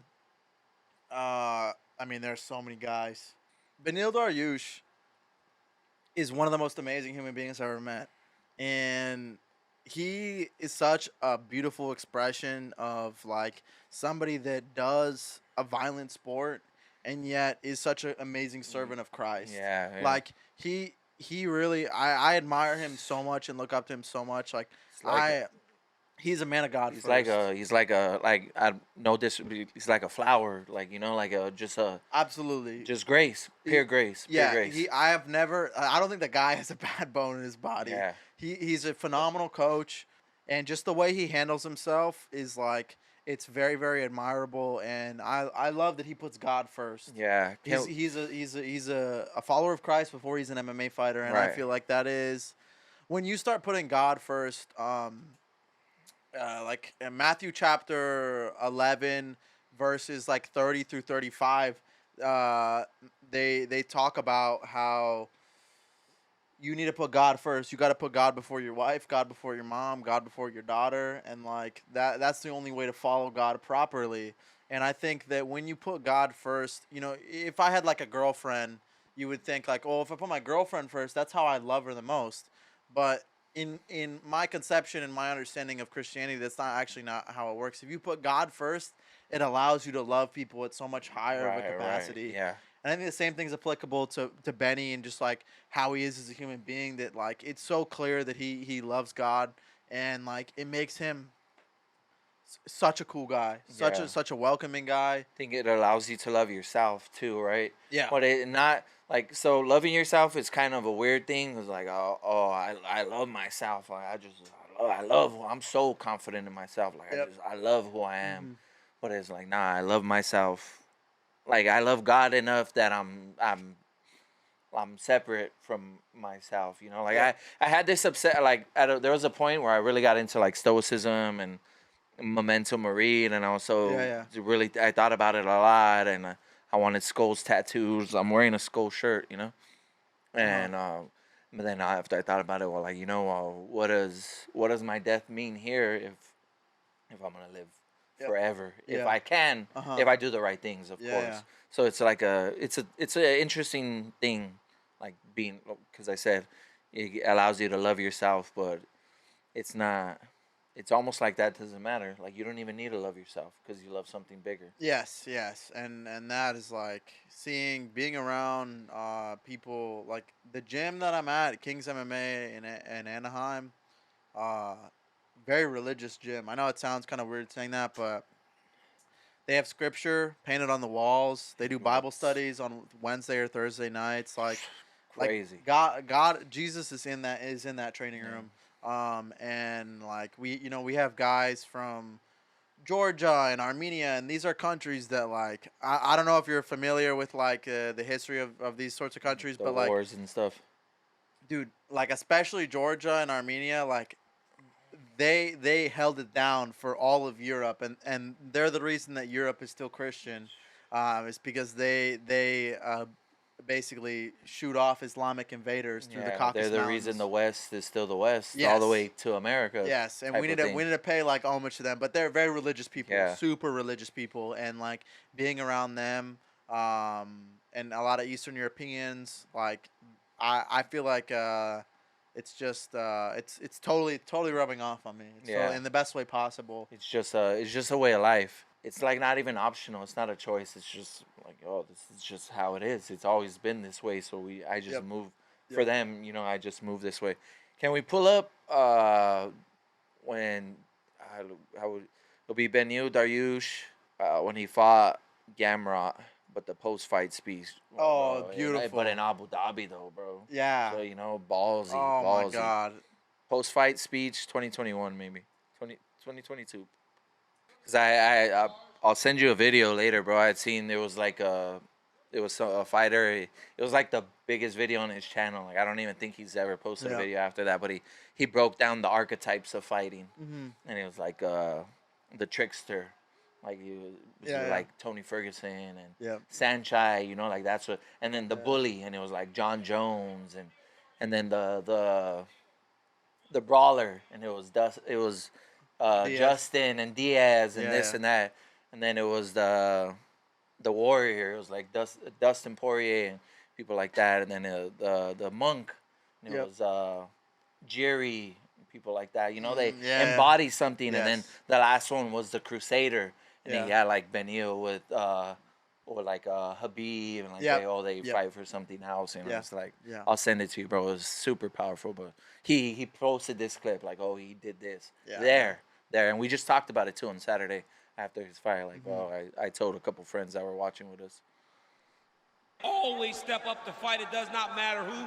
How good does it feel to get a victory over a young, up-and-coming fighter like Mateus Gamrot? I'm sorry, Dana, but I got to take a minute. I need to dedicate this fight. My people in Iran, I know you're struggling. I know you're fighting for freedom. I know it's a tough struggle. I want you guys to know we're praying for you and we love you. Let me tell you one more thing. This might be the most important thing you'll ever hear. There is true freedom, a freedom that no one can take from you in the name of Jesus Christ, the Son of God. Don't ever forget that. If you remember one thing I say, remember that. Yeah. Oh, yeah, so it was a heavy moment. It was I'm not sure what was exactly happening in Iran at that point, but I know it was a heavy moment, bro. Yeah, and that's just like the tip of the iceberg with him. Right. He's such an amazing guy, and I remember when I would watch fights, and I watch a lot of The Ultimate Fighter. I'm like a fight super fan. I feel like even if I wasn't a fighter, I would be in the sport, whether it be media or management. yeah. Like I love MMA, and there are certain personalities that you're like, I couldn't. I love this guy as a fighter, but as a coach, he'd be terrible. Outside, yeah. Connor's a great Outside, example. yeah. Great fighter. If you see him on The Ultimate Fighter, he doesn't really give a shit. You know what I Yeah. mean? He's too ego.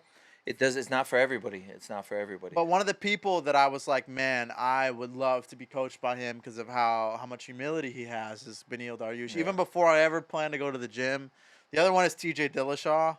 I think TJ Dillashaw is like one of the smartest fighters I've ever listened to in my life. Crafty. Yeah, I got a hold of him like on TikTok DMs one time, and I was Yeah. like asking him like fight advice and stuff like that. He's kind of but- out. He's kind of out. He's not in the loop anymore. Too. No, Like, no, yeah, he's doing that. I don't see him in anybody's corner or anything. No, he's doing the thing with his. He's like doing like beef strips, like dry aging. Oh yeah, like jerky and stuff. Yes, yeah. So I think he's trying to like build that up. But Hell yeah. if that guy ever opens a gym or coaches, I'm gonna spend some time wherever he's at. I mean, So- I think he's brilliant. How did you land at Kings MMA? Well, okay. So after I had gotten my butt kicked in San Diego, I didn't know where to go. But you knew you had to move. I knew I had to move. So my original plan was I was going to do a really big road trip all around the country and hit all these different MMA gyms. So I believe the first spot I was going to hit, I was going to go from Madison to Austin, Texas. And I was going to train at with Danaher at New Wave. Yeah, they all. Which they have great jiu-jitsu. I don't know how great their MMA is, but world-class jiu-jitsu. And then I was going to go to Denver and train with AJ Cunningham. I'm friends with him on Instagram, and we talk every once in a while. He's like Bryce Mitchell's cousin. Right. Super nice guy, really amazing guy. And then I was going to go to Albuquerque, and I was going to check out Jackson Wink. And then I was going to go to the MMA lab with Sean O'Malley in Arizona and Phoenix. And then I was going to come back to LA, hit Kings, and then go up to San Jose and hit American Kickboxing Academy with Habib and Daniel Cormier. And then I was going to go, an hour away and hit Team Alpha Male, where Uriah Faber coaches. But this was all start. I was gonna go from LA first and then come back to Madison. And once I got to LA, you know, Kings was the spot I was gonna check out in LA. I got there and I was like, this is great. You know, I Yeah. mean, like maybe there's a better place out there. I don't know, but like for now, for like the next 5 years, I feel like there's no way of me outgrowing that gym. Like it has Right. everything that I need in terms of training partners, coaching, people that are at the top of the sport. Motion actually happening right Yeah. now. Yeah. So I was just like, why am I gonna waste all this time and this money like couch surfing, spending like 2 weeks at like these 8 different cities. Yeah. When like I have a home base here in Los Angeles and like a really good gym. It was also like an instinct Yep. type of move Yeah, right there. and You knew. It was so good. It was like imagine going on a date with like a really hot girl and then you have like a bunch of dates like later in the week, but you really like the girl and you're like, nah, Yeah. I like this first one. Like I I'm don't gonna even run need to this see one what's back. out there. Yeah. And that's basically like how I treated Kings. Was like And that was at the new location at the Anaheim, right? yeah. Yeah. Which they fucking dissed it on UFC 317. They were like, "Oh yeah, Benil's like giving back to the kids. They do a lot of kids classes at Kings Anaheim." Not true at all. Not true at all. We have undefeated pros. Svetomir Todorov is a 5-0 pro. That's the fight that we met at. Yeah.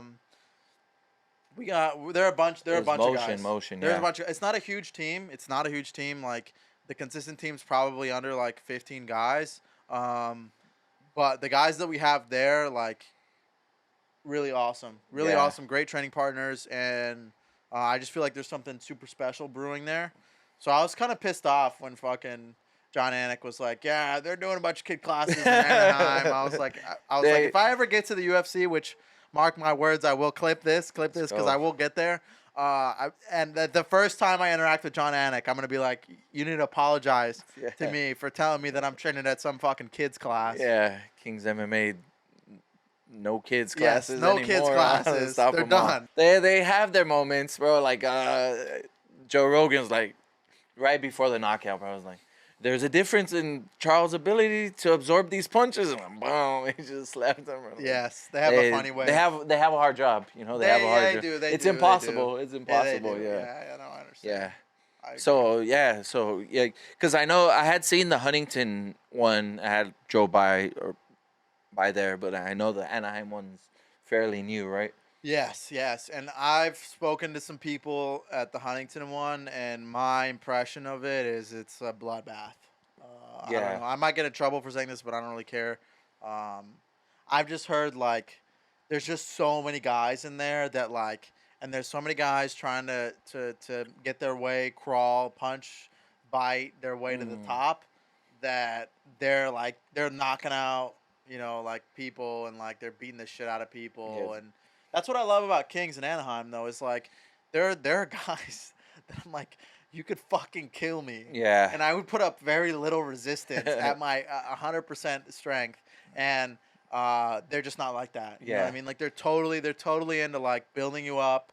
They want you to they want like my training partners like are so helpful to me, and they want me to be a better training partner because then I'll be better for them. Right. And I'll help them. You know what I mean? Right. I think the ability to control yourself, your actions, your emotions on their end when you're better than somebody else also improves you more rather than having these big outbursts and I'm 100%. fucking Yeah, and I just think like that's the one thing that I think is so important for me, and as I go forward, and that's the one thing I've always been obsessed with is like my gym. You know what I mean? At first, the issue was I didn't have enough training partners. Now I don't really have an issue, but there could be an issue. Like I see people. Like, I think Cody Garbrandt's a great example of this. If you hear the training stories that came out of Team Alpha Male, they're killing each other. They're fucking knocking each other out. And look at him now. He's a glass cannon. You know, he can knock anybody out, but he gets knocked out a lot, too. So and people he loses very winnable fights. People use a lot of their miles in the gym, and, like, I am not somebody, like... I like to fight, but in a way that I appreciate the sport. Like, there are other archetypes of fighters that I've heard where it's like you got the guy like a Colby Covington or a Chael Sonnen. Fight is not entertaining at all, but they say really funny shit, and they get you to pay attention for their words. Yeah. And then you got a guy who is just like violent, just super violent, like Alex Pereira or Robbie Lawler. or Robbie Lawler. Like you have these guys that are Not so a big violent. personality though. Yeah, they don't talk much, but they're just violent, and you love to watch them. And then you have people that are true appreciators of the sport of Artists. MMA. Like Artists. Like yeah, we have artists. I think there's a distinction between the two. So I think an artist would be Anderson Silva. Yeah, And then I would say, Yair would be another good one. And then I would say, like, true sportsman in MMA would be like a George St. Pierre. Right, like some right. guy who's Yeah. really focusing on mastering his craft. And for me, I feel like I am a sportsman. Like, I love, even if I was never to fight and step in the cage ever again, I would train for the rest of my life. Right, I right. love the sport of MMA. I And love be jiu-jitsu. better. And you'd be better the day you died than today. Absolutely. And I will do it until I cannot. Physically, spiritually, mentally, emotionally, everything. It's super. I love the intellectual aspect of it. I love everything about the sport, and I think my obsession with it is really what's going to take me to the top. It might take me a while to get there, especially with this knee, but like all in due time. Like I turn 21 next week. Bro, that's crazy. So I'm pretty young. I'm 31, for example, bro. Just for context, bro. I'm pretty young still, so I got a lot of time. Yeah, I got a lot of time, bro. And you have testimony too, and you have a story behind you that strengthens it solidifies Yes. what you're trying to do, bro. Absolutely. And I would be lying if I said there wasn't a part of me that was not envious of the all the kids, bro, that get to train. Because I started kickboxing. I'm not a pro fighter or anything. I've never competed. I started kickboxing at 28 years old, bro. So I was already, dude, I was have the 28, same envy bro. too, though. I meet kids that are my age that have been training since they were 5 years old, and I'm Yeah. like, fuck. Yeah. Like you're the guy that I'm gonna have to like fight on a Yeah. contender series in like 7 to 8 years. Yeah. But going back to my original point, I as somebody that would self-identify as like a sportsman, I'm not a brawler. You know what I mean? Yeah. I do not. I understand the risks that come with MMA, and I want to minimize the head trauma as much as possible. And I think one of the best ways to do that is to train with good people and train with people that care about your well-being. Yeah. And I don't feel like anybody cares about my well-being more than the guys at Kings and Anaheim. Hell yeah, bro. So if you're watching this and you're in the Anaheim area, come out, check it out. Yeah. Benny's always there. Benny will take a picture with you. He loves talking to people. This is specifically for my boy Ricky G. On your episode, you said you were gonna go try it out. You're gonna go check it out. Now this is your double confirmation, bro, that you gotta go check it out because he's in the area. Yeah. Yeah, and he's never trained or anything like that. But during our episode, we got into it a little bit, and so he's like, I'm gonna go check out that spot. Like that's a good spot, bro. Like he's over there. Like go check that one out, bro. Dude, And yeah. So Ricky G. All right, Ricky G. Ricky G. I'm gonna find you. All right. Yeah, When I'm yeah. healthy, I'm gonna make sure that you're in the gym. Yes, sir. But I had when I first met Benil, I was kind of starstruck a little bit, and like he's such a nice guy. I wanted to ask like a really profound question when I first met him. Yeah. And I was just like, how do you balance like having a family and being like a world-class fighter? And he was just like, man, you just figure it out. And then he just walked away. And I was just like, I was like trying to come up with like a really like sentimental question. And he totally was just like, it was retarded. Like it was totally stupid. And then I have a funny story about Giga Chikadze. For those of you that don't know, I think he's like number 12 or 13 ranked featherweight. He is. At his peak, he was like number 7, probably like a fight away from a title shot. Yeah. Super nice guy. But like my first round in sparring with him, like he like flying kneed me in the face, and it's like all in good faith. Like he just got me in the nose, like right on the button. Like it wasn't like a concussive blow at all. But I remember being like, because I was so terrified he's so fast. Yeah. I was so terrified to do anything, and the only way I can describe it is like, It's like a blur. no. It's like swimming in shark infested waters. Yeah. You're in this water and you can't see what's around you, but you know there's a shark that's a few feet away from you that's circling you. That's the only way. It was like genuinely so terrifying. So he threw this knee in my face, and then he was like giving me some praise for like sticking around in the round, and like it was honestly it was fucking awesome to get kneed in the face by Giga Chikadze. training is training, right? Yeah. And then there's training is discomfort. Yeah. Burpees and fucking and pads and Yeah, bag yeah. work, it's discomfort. Yeah. But pain is pain. Yep. And like there's a it's like, bro, like take like when I did my little sparring and stuff, like one of my guilty pleasures, bro, was body shots. Like hearing somebody go like like that, Yeah. bro. And there's like a getting kicked in the liver and thing, like it doesn't feel good, but it's good to feel, bro. Like Yes. it's good. Like there's like a, I think Tony said something like, when you guys feel pain, what do you feel like? You want it to stop. I'm like, I love it. Yeah, like, yeah. It's like there's like a weird, like, I guess it'll be Sadistic. like sadistic. Yeah, Yeah, yeah. right. Like it doesn't feel good, but it's good to feel like, oh, I can feel this. It maybe being present, it separates like you from all the, like you're not worried when you just got fucking body shot. You're not worried about Any follow-up shots if you go down, or no, like, or lose not the even fight? that. Like you're not worried about your car needs an oil Oh, change. yeah. Oh, okay. And my fucking this and the yes, sink's yeah. broken. Like Yeah, yeah. everything, you know. And 100%. I when I'm working my day job, I'm thinking about everything, bro. I'm thinking about I got a podcast today. I got this. I got that. I got Yeah, that. But yeah. boom, if I just take a little body shot, everything's just kind of out Yes, the window, bro. So yes. I think maybe that's a part of it. Yeah, too, and from my when I came into the gym too, like the only person I knew was Benil, and then there was this guy there. I totally forgot his name, but he was like kind of showing me around, and he's like, "You're a UFC fan. You want to be an MMA fighter. You want to talk to this guy," and it was Giga from behind, and I didn't recognize him, and then he turns around and I was like, "Oh, Giga Chikadze," and then that happened again with. I don't know if you know his name's Uros Medic. He's like a Serbian. We saw him fight in Utah.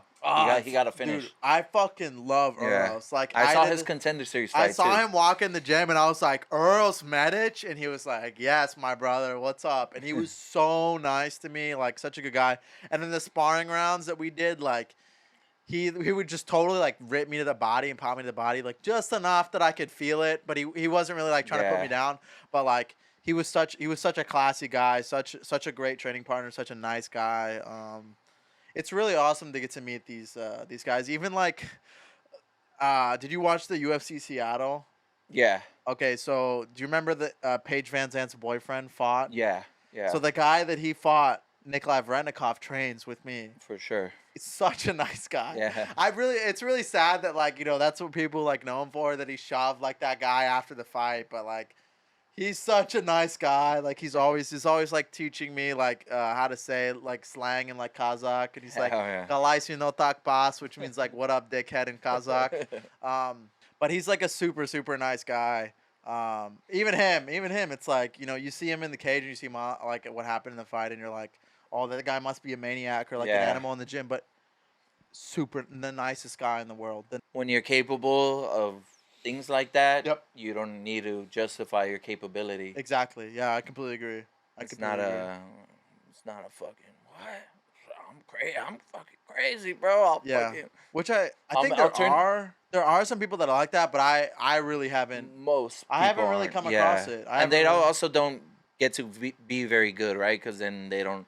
Yeah. Their gym can't trust them. Yes. So if their gym can't trust them, then they can't get much better. Yeah. And then they have to keep moving places. It's like, it doesn't work out in the long run, right? It's like a long-term thing.